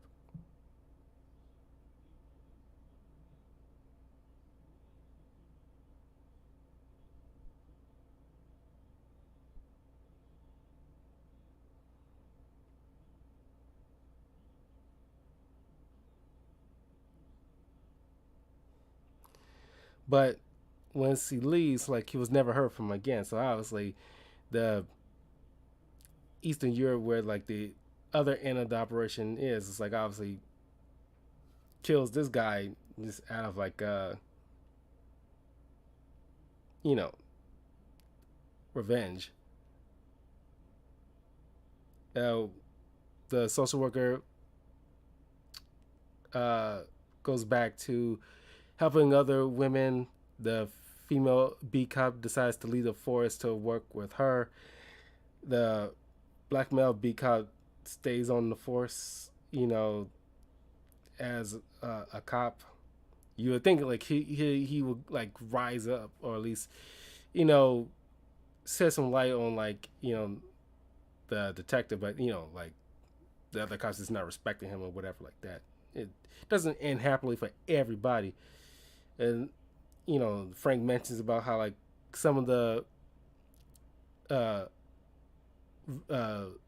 uh, victims of this operation, like the woman he saved, doing well uh, relatively for the most part. But every once in a while, she's like have like moments when she sees other women with their children, and she's like you know triggered and like goes alone to cry a bit because it's like she's like you know PTSD and what have you. Some are not so lucky. Some end up committing suicide. Some goes back to the life. But uh, you know, uh, Vero.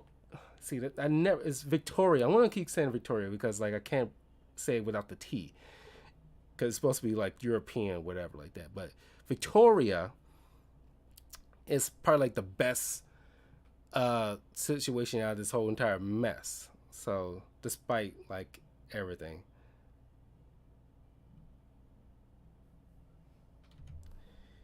So yeah, it's mm,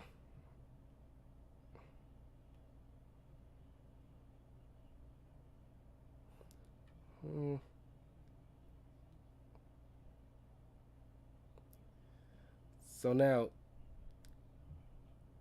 we're dealing with the arc with the Barracuda.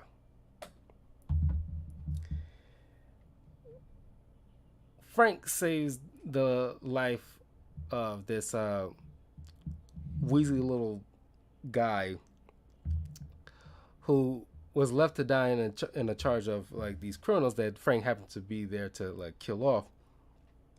And he's working. He used to work with like this company who's been orchestrating this like machinations of like randomly shutting down like certain power grids in order to like trying to certain areas of their enemies, where they losing like power, but because of that, it ends up causing like issues, like especially when it comes to hospitals and whatnot. They might end up causing like a few deaths, but since their places of area where they have their businesses like still functioning and causing them to like increase in revenue while their business enemies is like losing it. This guy ends up growing a conscience, but not too long. But eventually, kind of falls back. He's like a just a very like uh, whiny, weaselly, pissant, like kind of like Roth in the other arc.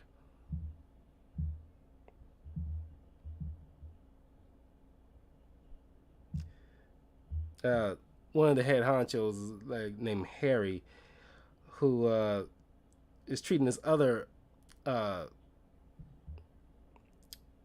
subordinate subordinate named Dermot. This is really like Wall Street type of thing. It's like like the movie Wall Street, uh, where it's like greed is good kind of BS kind of thing. And of course, Harry got this trophy wife who ends up fucking Dermot on the side. She's a cokehead, and it's like I said, this is very like based like 80s business type kind of situations, kind of like a Wolf of Wall Street situation. Uh,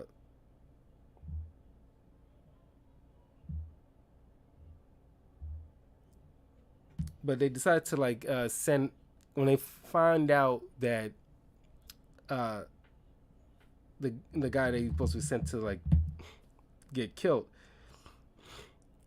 uh, by those goons is in police custody. They send this big heavyset mustache guy to finish the job. Frank comes in and beats this guy to death and saves him after realizing that like his pleas for help was kind of like warranted.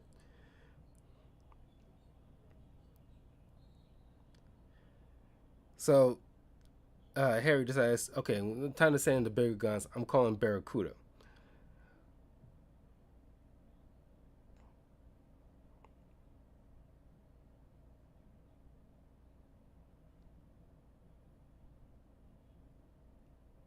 Now Barracuda is like one sadistic bastard, and he's like uh has like zero fear. He's just completely psychotic and just like just the sheer brutality involved with him. So he just like has no qualms and just like feeding people to sharks and just whatever.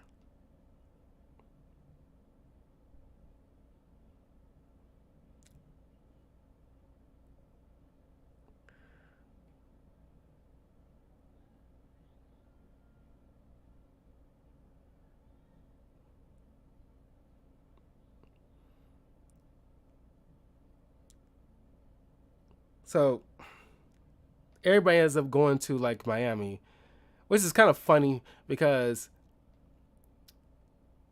Barracuda was about to take a plane over to New York to deal with the Punisher, but right in the middle of the airport, he sees the Punisher walking past him. It's like, you gotta be kidding me.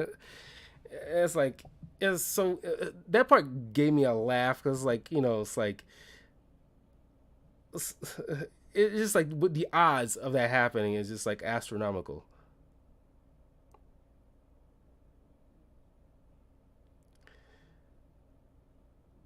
So, he crashed like the taxi that the Punisher is in, and like and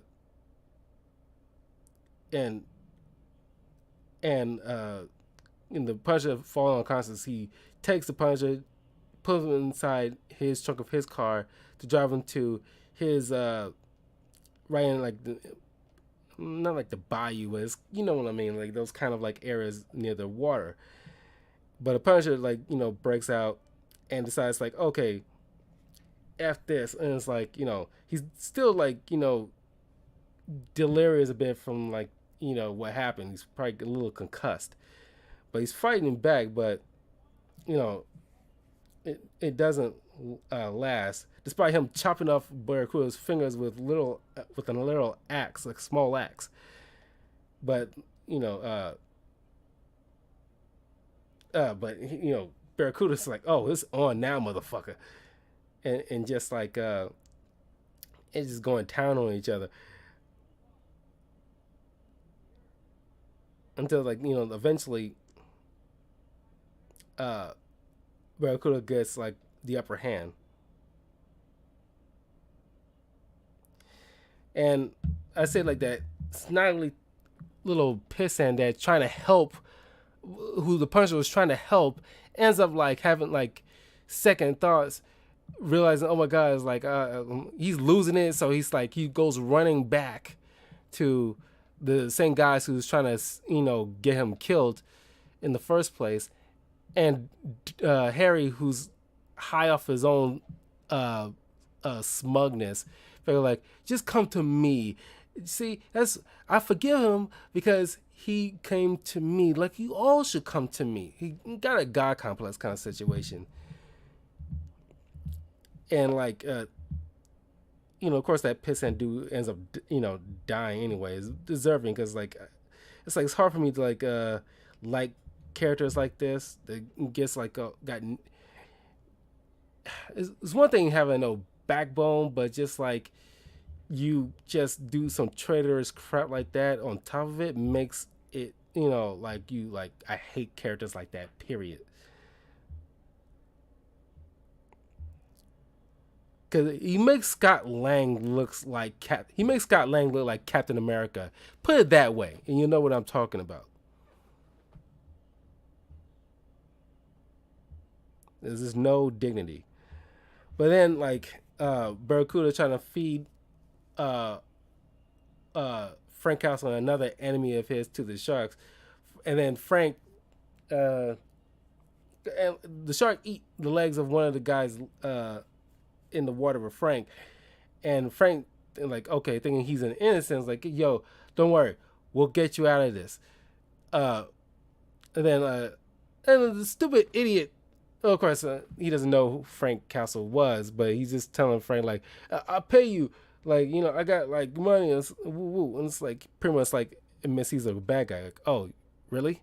Oh, well, okay. And then he just decides to throw this dude in the middle of the shark, to like at least distract this shark long enough for him to make an escape. Uh, and then he hides under the water and sneaks on board Barracuda's boat. And of course, he makes it ashore, but Barracuda's already gone and meets up with Harry and Dermot, and Frank just like he's just passed out. He's just like he went through the shit, like cussed, beaten. He like fended off like a freaking shark, swimming, like crazy, just pretty much running on sheer adrenaline at this point. As soon as all that stuff went down, he just collapsed right on the dock, and it's like he's in no shape just to try to do anything at this point. And then Harry sent Barracuda to spy on his uh, trophy wife, pretty much, and come to see like these two having like an affair. But then they end up making a deal because they are colluding to overthrow Harry and cut Barracuda in on a deal. Now, of course, they doesn't. They're obviously not going to really do it. They're trying to like, hopefully end up sneak attacking him and killing him, which ends up doesn't working. Uh, but Frank goes into Barracuda's hideaway, finds some medical equipment, patches himself up, and goes through his like food and like just like replenish himself because he's just like like I need to recover and take a minute, and then get some fresh clothes and go out and and and uh,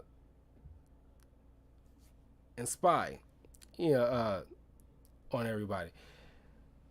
Then the snively looking guy who came crawling back finds walks in on uh, uh, Dermot and uh, Harry's wife having sex, and then of course Dermot loses it, trying to keep him from busting the whole entire thing, or at least making it go up in smoke.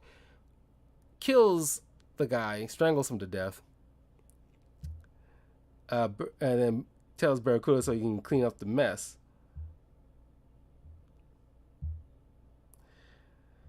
But then, uh, of course, uh, Punisher ends up planting a bomb on the yacht where they're supposed to be holding this big old uh, uh, this big party with all these like yuppies and everything like that. But you know, word gets out about like Harry's involvement with like all this like his machinations. So he takes a he's ruined. He goes to his private air helicopter to take off. That's when like his wife uh, tells him about like while she's having sex with uh, Dermot, he's like freaking out and like uh,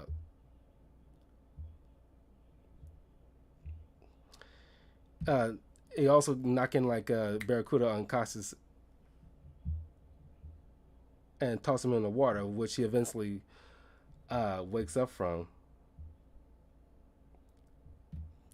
Harry's so distraught, like this, beside himself with like the realization that you know everything around him is crumbling. So he just hops out of the helicopter and just falls, just jumps into the water and commits suicide.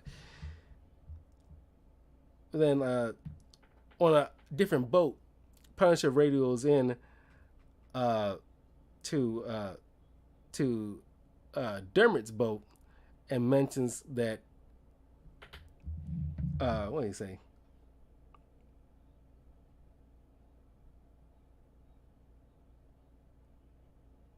He tells him like, "Give me Barracuda uh, and Harry, and you call the FBI on yourselves." And in Dermot trying to show some like oh, I'm a man, cause that's the thing, like how like the wife gets his goat, like getting him to like like show prove that he's like a guy and not like a wimp or anything like that. It's like Harry's not involved. I'm in charge now. Why don't you go deal with all the mobsters and gangsters and leave us uh, uh, uh, business people alone, whatever. But thanks to Barracuda's Deus Ex Machina, he who initially disarmed a bomb that he ends up finding on the boat. He puts it back in and yells to the Punisher like, "The bomb is armed, set it off." And so Punisher blows it up, and they all end up dying except Barracuda. Well, you'll think so, but like Barracuda trying to climb on Frank's boat, but he shoots the guy in the face, thinking like that's the end of Barracuda, but it's not.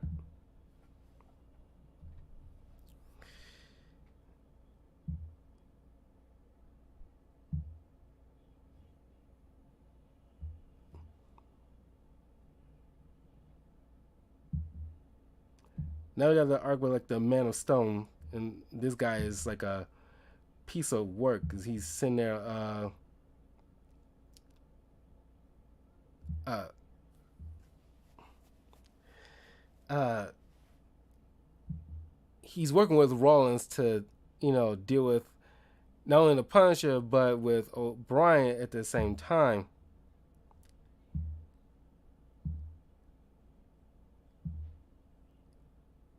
and Man of Steel finds out that Rollins was involved with like the attack, but it's like all like a big ploy just to get in good with him, also dealing with O'Brien and the Punisher.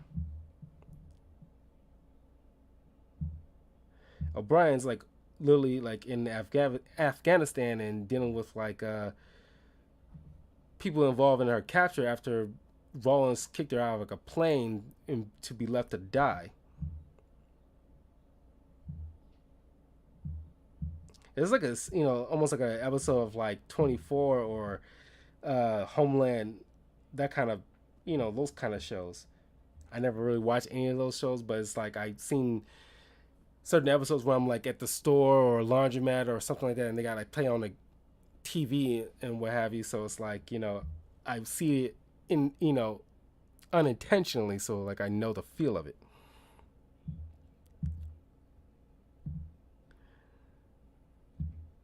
Uh,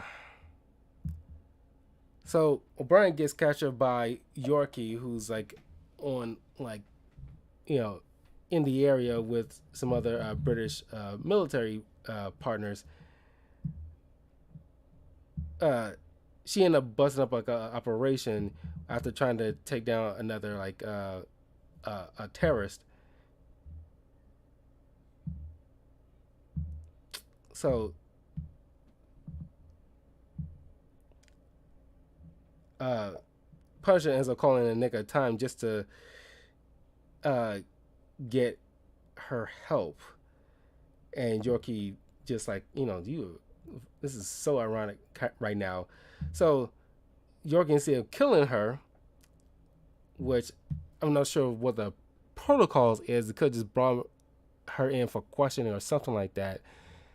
Because like if you're working with like the British intelligence, maybe it's off the books stuff. I'm not sure, but it's like, would you just go and flat out kill an American like official? You don't check her credentials or who she is and whatnot, and see her service record or something like that, so you can actually like gauge how to handle it instead of just flat out trying to like take her out.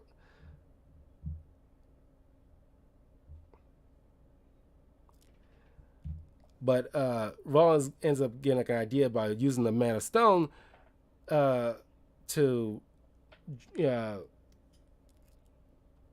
as bait to draw the Punisher out in our neck of wood, out in their neck of the woods, where they have the advantage. Uh, which ends up working. But you learn about the Man of Stone because he literally stands in the middle of a field in a firefight after uh uh I don't want to say raiding a Muslim village, but it's pretty much like you know the the male terrorist sees you know the Man of Stone and a bunch of his Russian military officials literally throwing the women and children of uh, the terrorists off the side of the cliff, and he just stands there like that's what he got the moniker, and it's like that's like both of y'all just some rat bastards.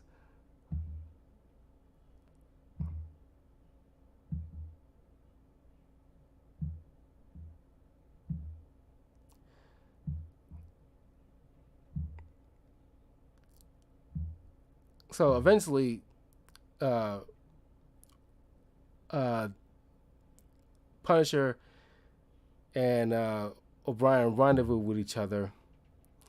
They end up, having sex in like a cave while waiting for uh, Rollins and the Man of Stone to come to them, which it eventually do. And uh, in order to prevent innocent people in dying, they decided, okay, there's a lot of people using each other for themselves as bait. Punisher, goes in as bait, gets picked up by the Man of Stone, and like, while sitting there, uh, O'Brien sneaks up on on board, on at least hanging on by the wheel of the uh, helicopter or Halo, and playing a explosive device right before you know they're about to land. She hops off, and then the bomb explodes, causing a distraction, which allows uh, Punisher the time he needs to take a lot of those guys down. Uh, Rollins ended up killing Man of Stone's partner, like cutting his throat.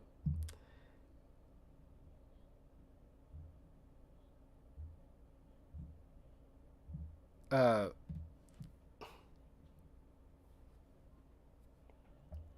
uh, and Man of Stone, you know, critically wounded, so it's like Punisher just smashed his head on with a rock.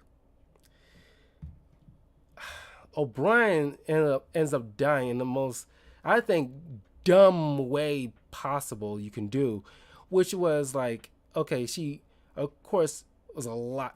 I'm not sure how much more left there is to this day, but around that time, around 2004 into 2010, there was a lot of like messages about warning people about you know landmines that haven't been found and like forced to explode controllably, and she ends up walking on one of those kind of things and ends up getting fatally wounded and dying in the Punisher's arms. And I thought, man, that was kind of like a cheap way to go for a character. She's an awesome character and could have been like a long lasting Punisher ally. And it's just a shame they didn't go anywhere, choose to go anywhere with the character. But the Punisher ends up making his way back to Yorkie, who gets in a ride home, and he uh, uh, tracks down Rollins as he's in the bathroom, and uh, uh, and ends up killing him in like the bathroom with a machete. And that's the end of trying to finish up where O'Brien left off. Now, of course, like Punisher keeps telling O'Brien's like there's no future in it with him and her, but after dealing with Rollins, he mentions like he actually did like her.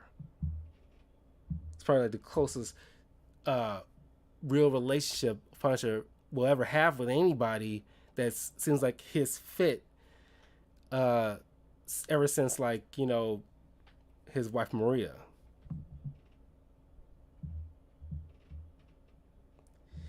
Then you got the arc with like the widowers. And who are the widowers? They are like wives of different mafias and gangsters who the Punisher ended up killing from like the first arc. And they decided like, okay,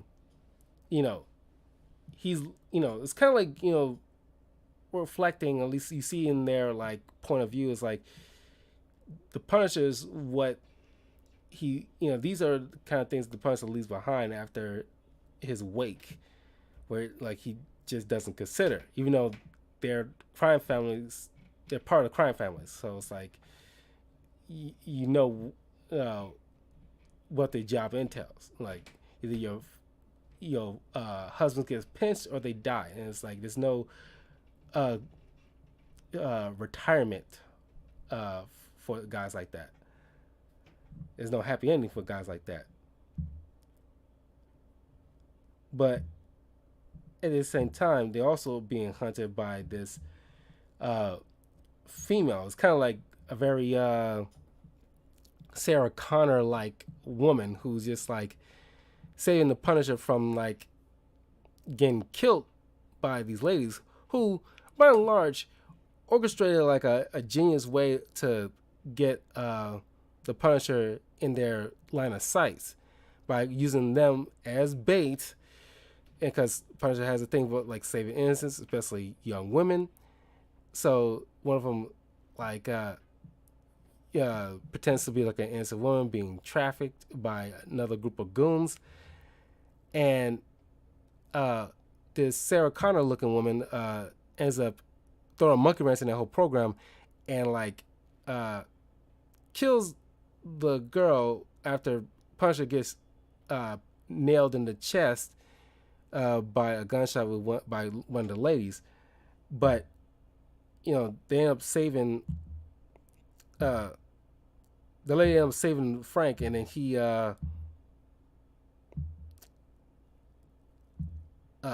spent most of this arc bedridden. Why, while this woman was playing female Punisher the rest of the way, which is in a way she is like female Punisher. It's like her arc is she's the sister of the leader of the Widowers here, and uh, she was part of like the mafia crew as well, but it's not like heavily involved. But she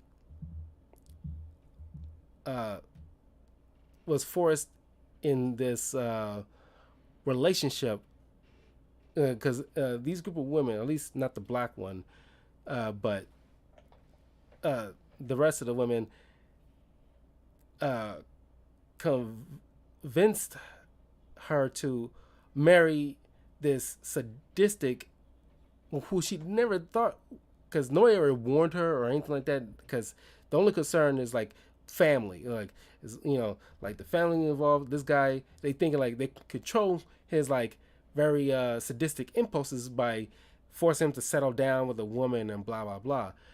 So they push her into it, and knowing for well she's sending like a lambs to the slaughter kind of situation, because as soon as like the uh uh the they tied the knot and then going a little like you know consummate the marriage, he's like started like beating her every which way he can, and just to like they pretty much force her to be his stress ball, and so he doesn't have that perpetuate outside the norms of what their organization will allow. And when she finds out she had like cancer, breast cancer, she tried to like go to her sister and think like she got not long to live, and she's gonna like tell like the cops about her husband. But her sister, her older sister, not having that, have like the black friend who's like part of like a wife of another gangster that Frank killed. They just like decide to like knock her out. Can't like you know have that the entire organization goes up in smoke because of her.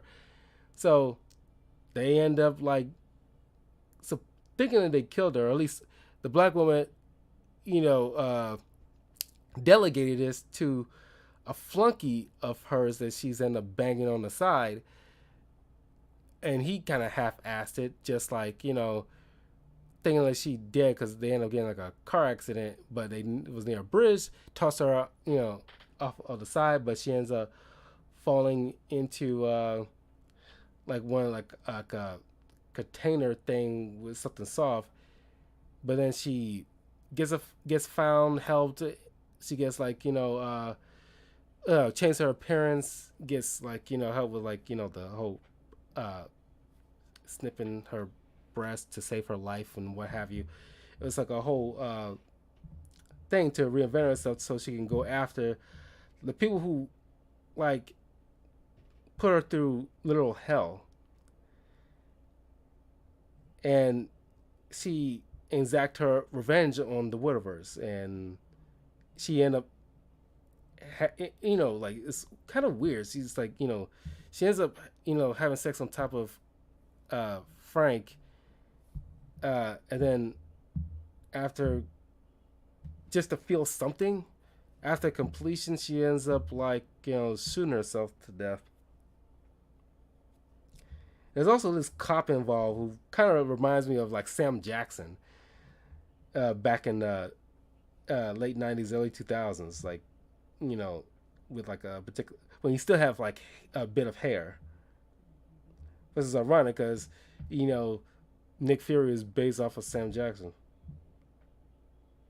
at least the black Nick Fury.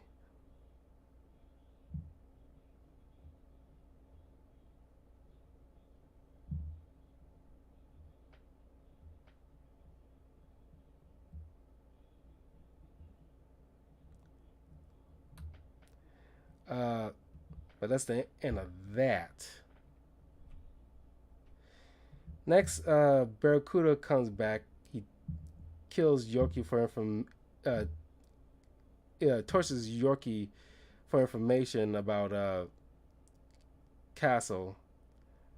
You see, like it's like where he got shot in the face. His like right eye is like blanked out. He kills Yorkie's wife and everything like that. So Yorkie's end up dying while tracking down uh, this kid who Yorkie was keeping quiet about because O'Brien during this whole past couple of arcs, O'Brien ends up having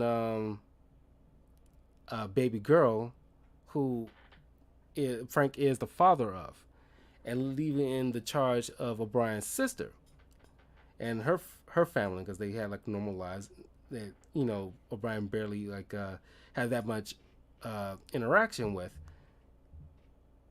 and uh, Barracuda ends up kidnapping the baby in order to like lure Frank out, and Frank, goes out of his way to like make sure that because he gets captured by Barracuda at one point, and he sees like Barracuda come out with the kid. Not only was as a kid, but also it ends up being his kid, and Frank just loses his shit and breaks out of his bondings. And you it's like something that will make the Hulk blush. The fact that he just comes out in like sheer rage and just like beat the hell of a mess out of Barracuda.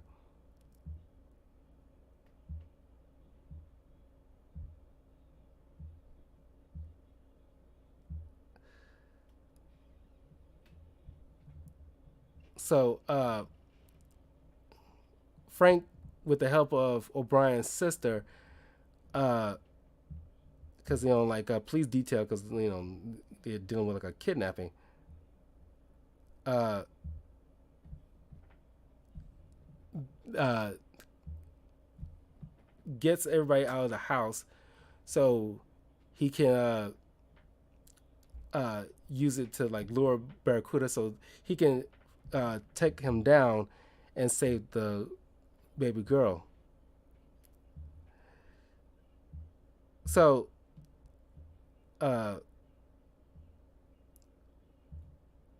Frank ends up uh, taking down Barracuda, saves the little girl, but realizing because this is the part where I was mentioning earlier, where it's like, what if, like my thought, like, okay, what would happen if Frank ends up having like a kid again, or getting involved with somebody again? Like, would that force him to stop, or what he'll do? We get that answered here. It's like Frank did have a kid. Don't even know if anybody even remembers Frank having like another child, but he just decides like do not. I'm gonna leave some cash for her college fund, you know, but just do not let her know anything about me. Uh, you gonna lie to her, whatever, but it's just like the less she knows about me, the better. So she doesn't have to be trying to seek me out or none of that stuff. because I do not want what happened here to happen, because she can probably barely remember what's happening right now. So uh, none of this will register for her. But I do not want to come out later in life looking for me, and then an enemy finds out and then using her as like collateral against me. Can't have none of that stuff. So, uh, yeah, that ends up like, what happening. So he still continued his mission and chose to make sure that this girl has like a normal life. So nothing will stop Frank's like overall. He's like dead set no matter what.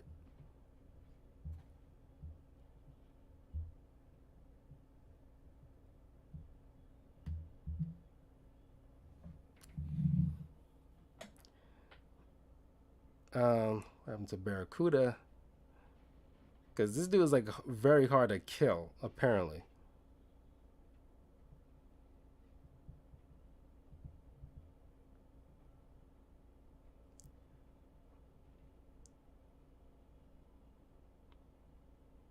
So yeah, Frank ends up like blowing his head completely off with a shotgun, point blank range, just nothing but chunks, just to make sure that he's gone. And there's a nice little part where like Frank, while waiting on O'Brien's sister to come pick her up, he actually spends like a moment with his own daughter. It's been a while since he had that kind of moment, and he took the night with that to sit in that moment, because it's probably the best pleasure he probably had in a long time, like like a slice of heaven for at least a moment, and then he goes off back to his hell.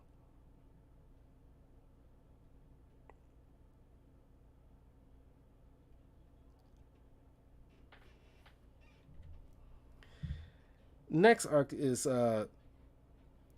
Valley Forge, and the generals that helped Frank. I mean, not Frank. Nick was assisting Nick Fury in order to deal with like that super virus. They decided to like hire a military, another military official, like a sergeant or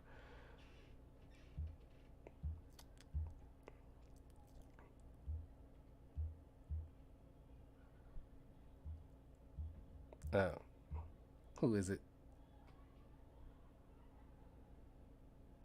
Yeah, general.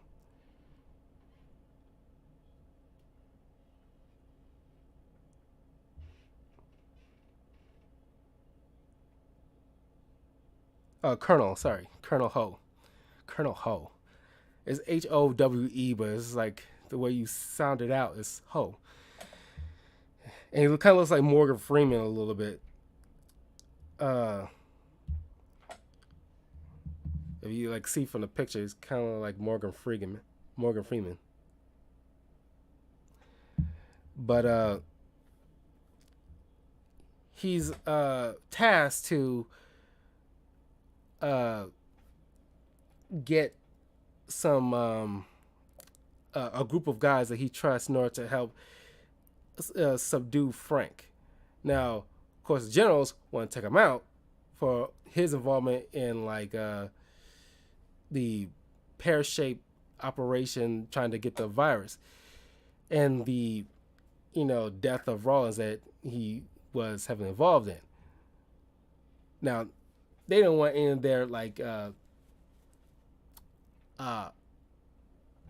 involvement into that terrorist plot going public. So, and there's a tape that Frank has that they need, but they ain't letting like the colonel know too much. So, they figure, okay, we need military guys to go after this guy because he's former military. So they should be on equal playing field. So they're trying to do that, and for the most part, they were kind of successful. But Frank obviously is not going to like kill like innocent like soldiers, especially if they're doing their job. But all that didn't like turn out well when Frank finally like because Colonel Ho is like a stand up individual.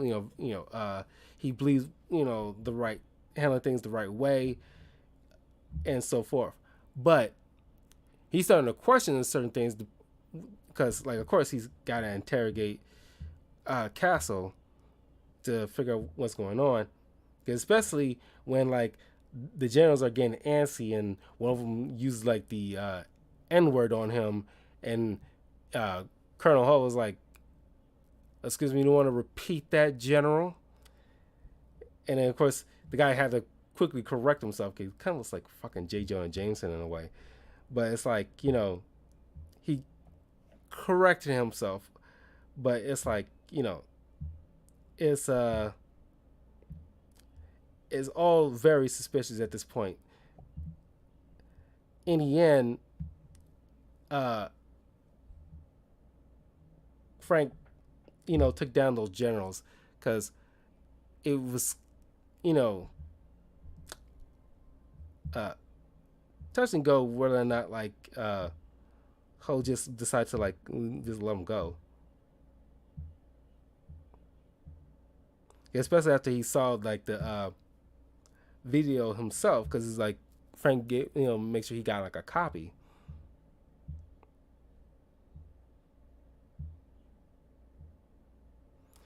So it's like okay, like clearly something's wrong here.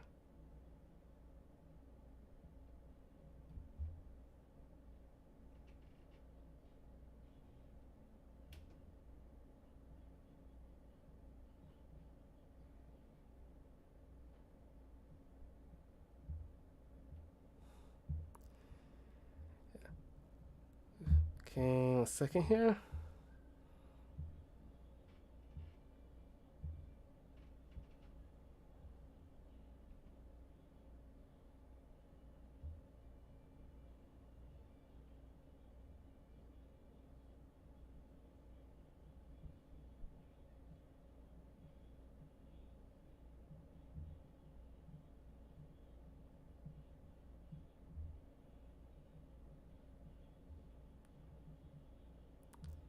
Uh,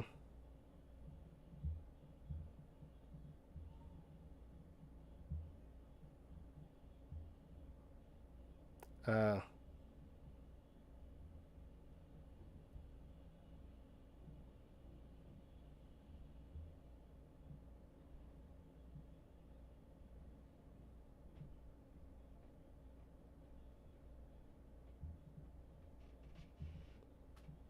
Now, Colonel Ho like is completely like initially in the arc completely against uh uh the Punisher using their skills uh to like wreak havoc.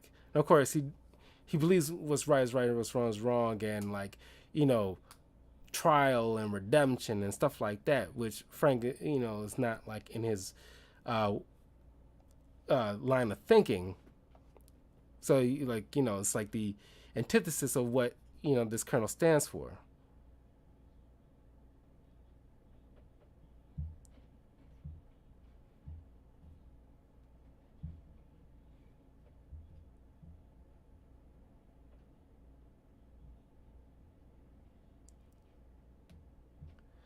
But yeah, he ended up letting the guy go, and they end up Punisher ends up killing the those generals, or at least supposed generals, because it's like they're not actually like they like I said earlier, they just got handed the stuff to them. They didn't earn anything, and after what like the colonel witnessed on the tape and having like a long talk and sort of understanding with Frank, he just walked away while Frank does his thing.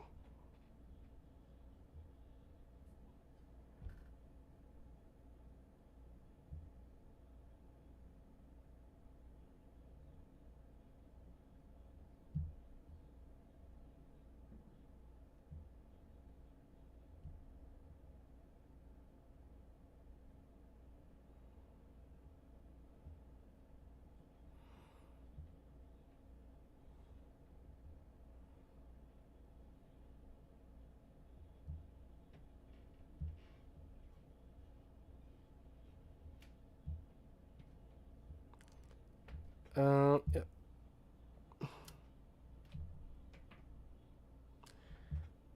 Okay, we're nearly done. I got at least a couple of more arcs here. One where it's like he finally bumps into Jigsaw while he's running an operation of in Mexico, trying to like uh, it's like another like kind of like not like a sex traffic ring, but it's like just a kidnapping, like women being kidnapped and just found dead and like operated on.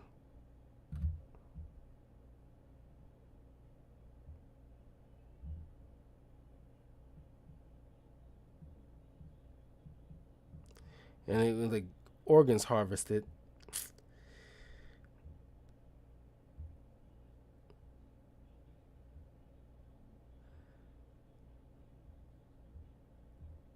And of course, Jigsaw ends up getting away, but like not before they, him and Punisher has like a tussle, but Punisher ends up taking down that operation. That is just like, but like this art, like I'm on the fence about the art because like in some ways I can see how this works, but in other stuff it seems like I don't know because I've seen this art before in like a Iron Fist thing that I want to do at some point. Uh, uh, where I thought it was like uh, kind of decent looking, but like in some cases like it isn't for me.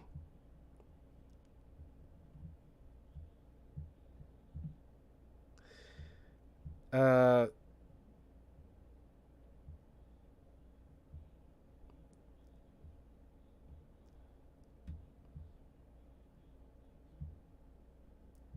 but it's funny when like Jigsaw's partners just dipped out as soon as like shit started getting real when the Punisher starts strolling on in onto their compound, and you just like Punisher's just like a one man army. I just think it's like the way he takes down people is like so freaking badass.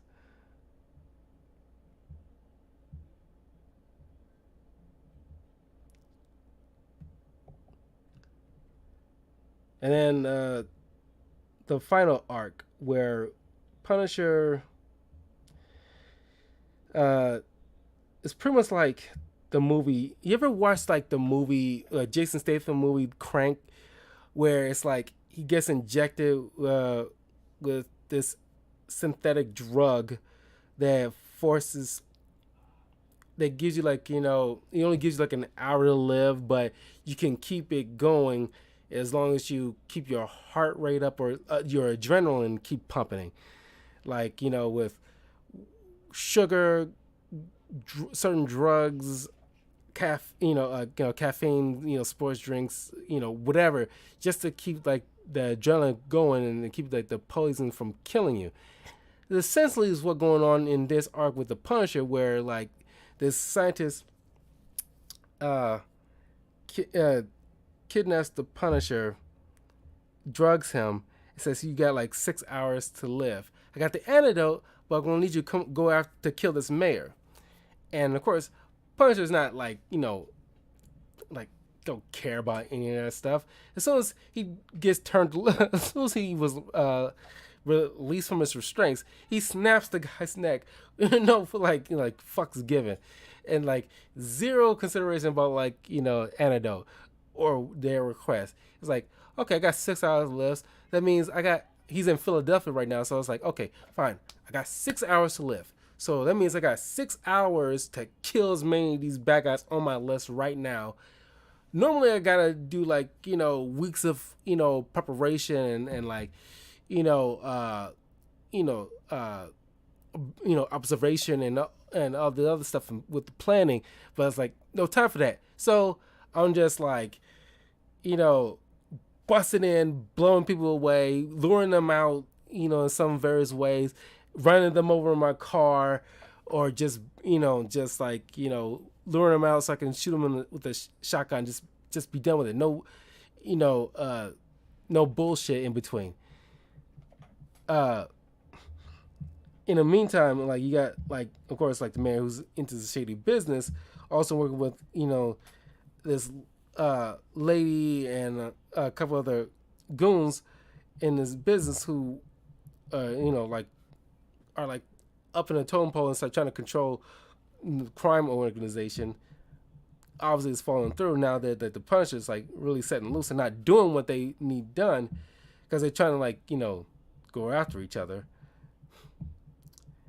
And like as like the clock is ticking, Punisher's like losing like strength little by little. It's kind of also like if you play like Batman Arkham City, where like the Joker poisons uh, Batman with his own blood, like a blood transfusion thing. So now whoever's killing the Joker is also killing Batman, and so uh, Batman slowly starting to like lose his strength and he's like start slowly dying. It's kind of like that as well, but he's not gonna let that deter his like mission because he's gonna kill as enough people as possibly can before he bites it. Because he's not gonna be like dictated by any criminal to do their dirty work.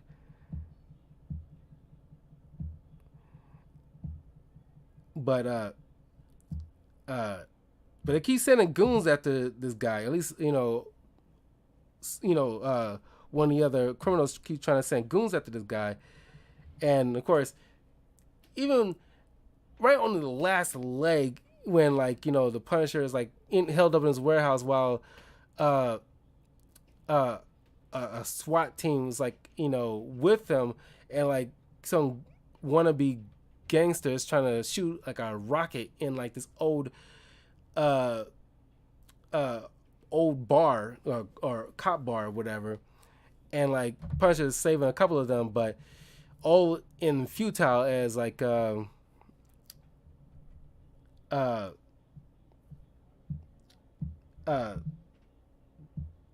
they get into a car accident. I think they like get knocked out unconscious, but it's like whatever. Then this female who held like is like literally in like the tail end of the like he's literally minutes away from dying, and the woman like gives him a chance to like agree to work with her to like uh kill some enemies.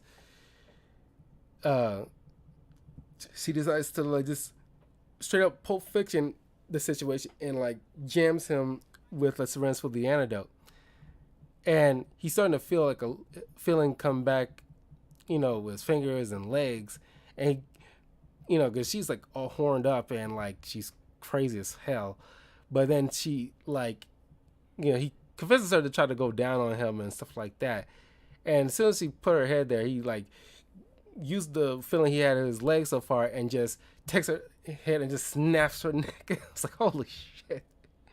It was kind of like it's kind of badass, and it's like honestly I kind of saw the coming, but I didn't see the coming, if you know what I mean.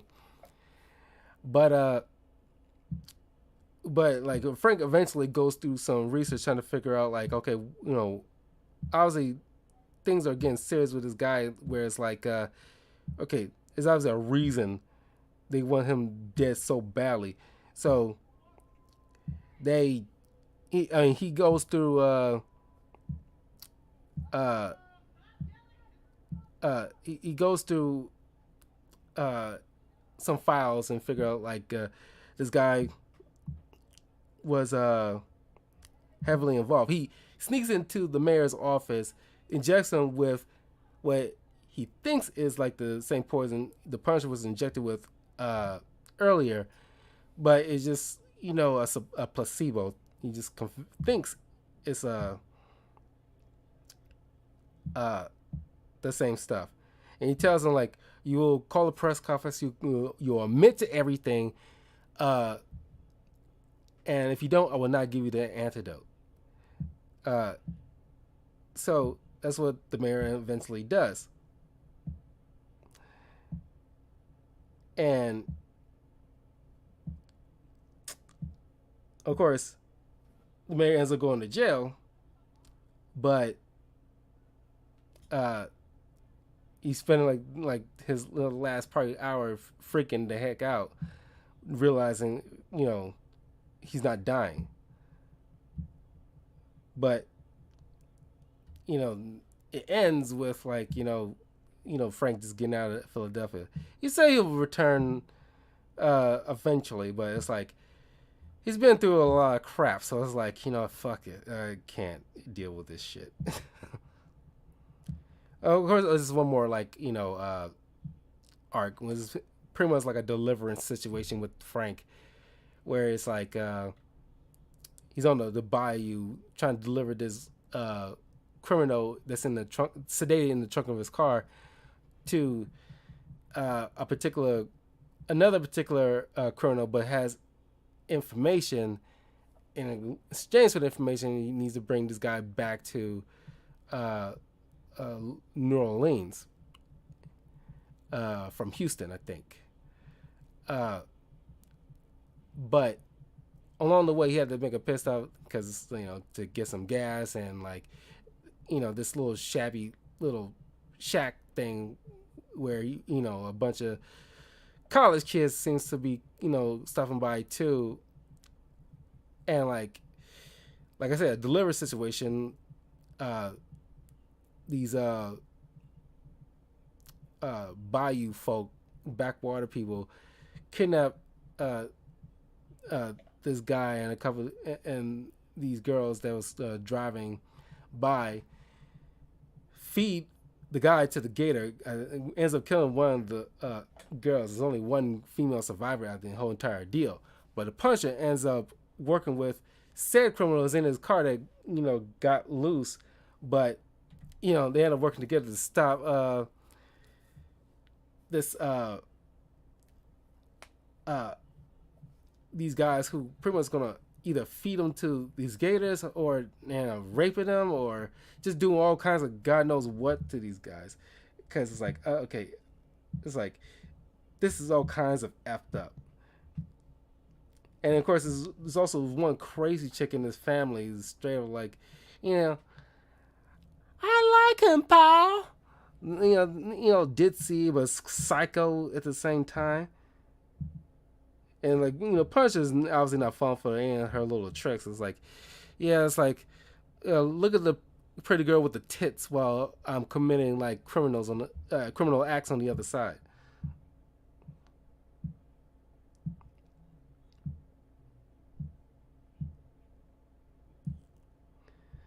But then he also got a mix of like Jason Voorhees with this big guy with a bag mask on, and you know it's kind of bad. It's kind of fun. It's like every once in a while I do appreciate when I see like a criminal working with that the Punisher initially was gonna kill, working with him in order to take down like a larger thing. Now it'd be up in the air whether or not he chooses to let that guy go. Which in this case, he does end up letting this guy go, because it's like the ordeal that going through the swamp, croc infested swamp, dealing with like deliverance situation mixed on top with Friday the 13th level of bullshit. It's like, fuck it, I don't care, just go. Like Frank is just like, fuck it, just go. I don't even care anymore at this point, because it's like he was just that level of tired and just done with this bullshit. He just want to leave this croc infested land. But they end up taking out this entire backwater family.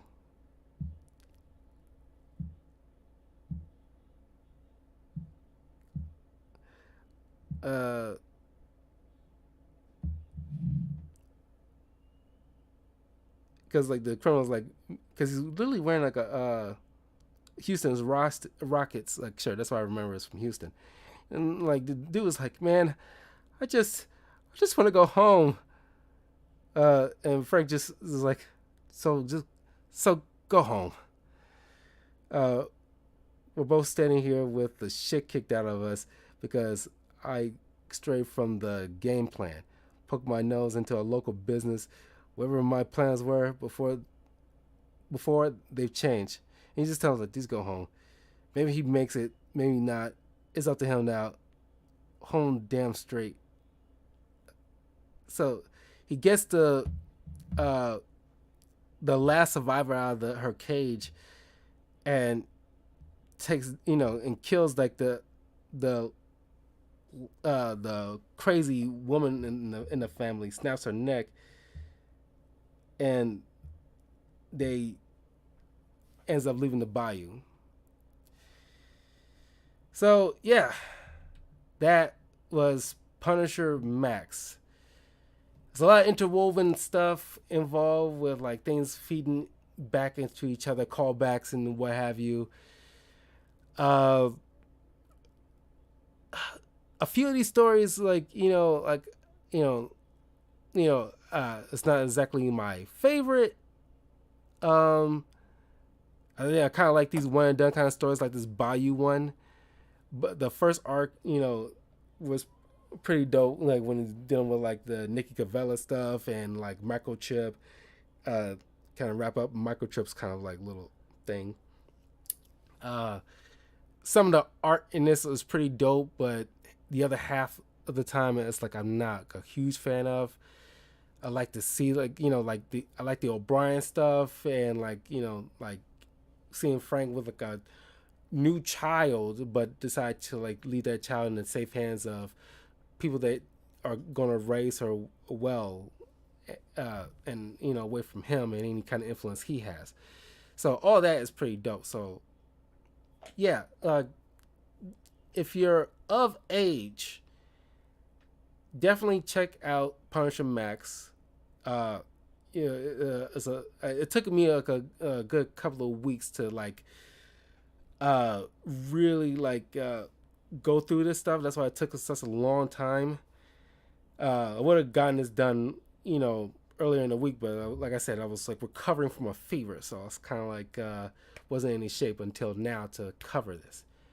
So it's been 3 hours. Holy shit! So I'm gonna try to avoid going through an entire run this long, uh, if I can. But anywho, if you've read any Punisher Max stuff, leave a comment below. Let me know what you thought of it, or at least the Punisher in general. What you like about the Punisher. Uh, uh, but if you haven't checked out any of the Punisher Max stuff, I highly recommend you do check it out if you're of age, and come back and let me know what you thought. And yeah, I will see you guys as soon as I can with the next, because I got I got a couple of more Captain America stuff, comics that I want to cover before the July is over with. But also, I got one more Captain America movie to review, The Winter Soldier, and get through that for the channel. So look forward to that before the month ends, at the very least. And have a great night, and I'll see you guys later.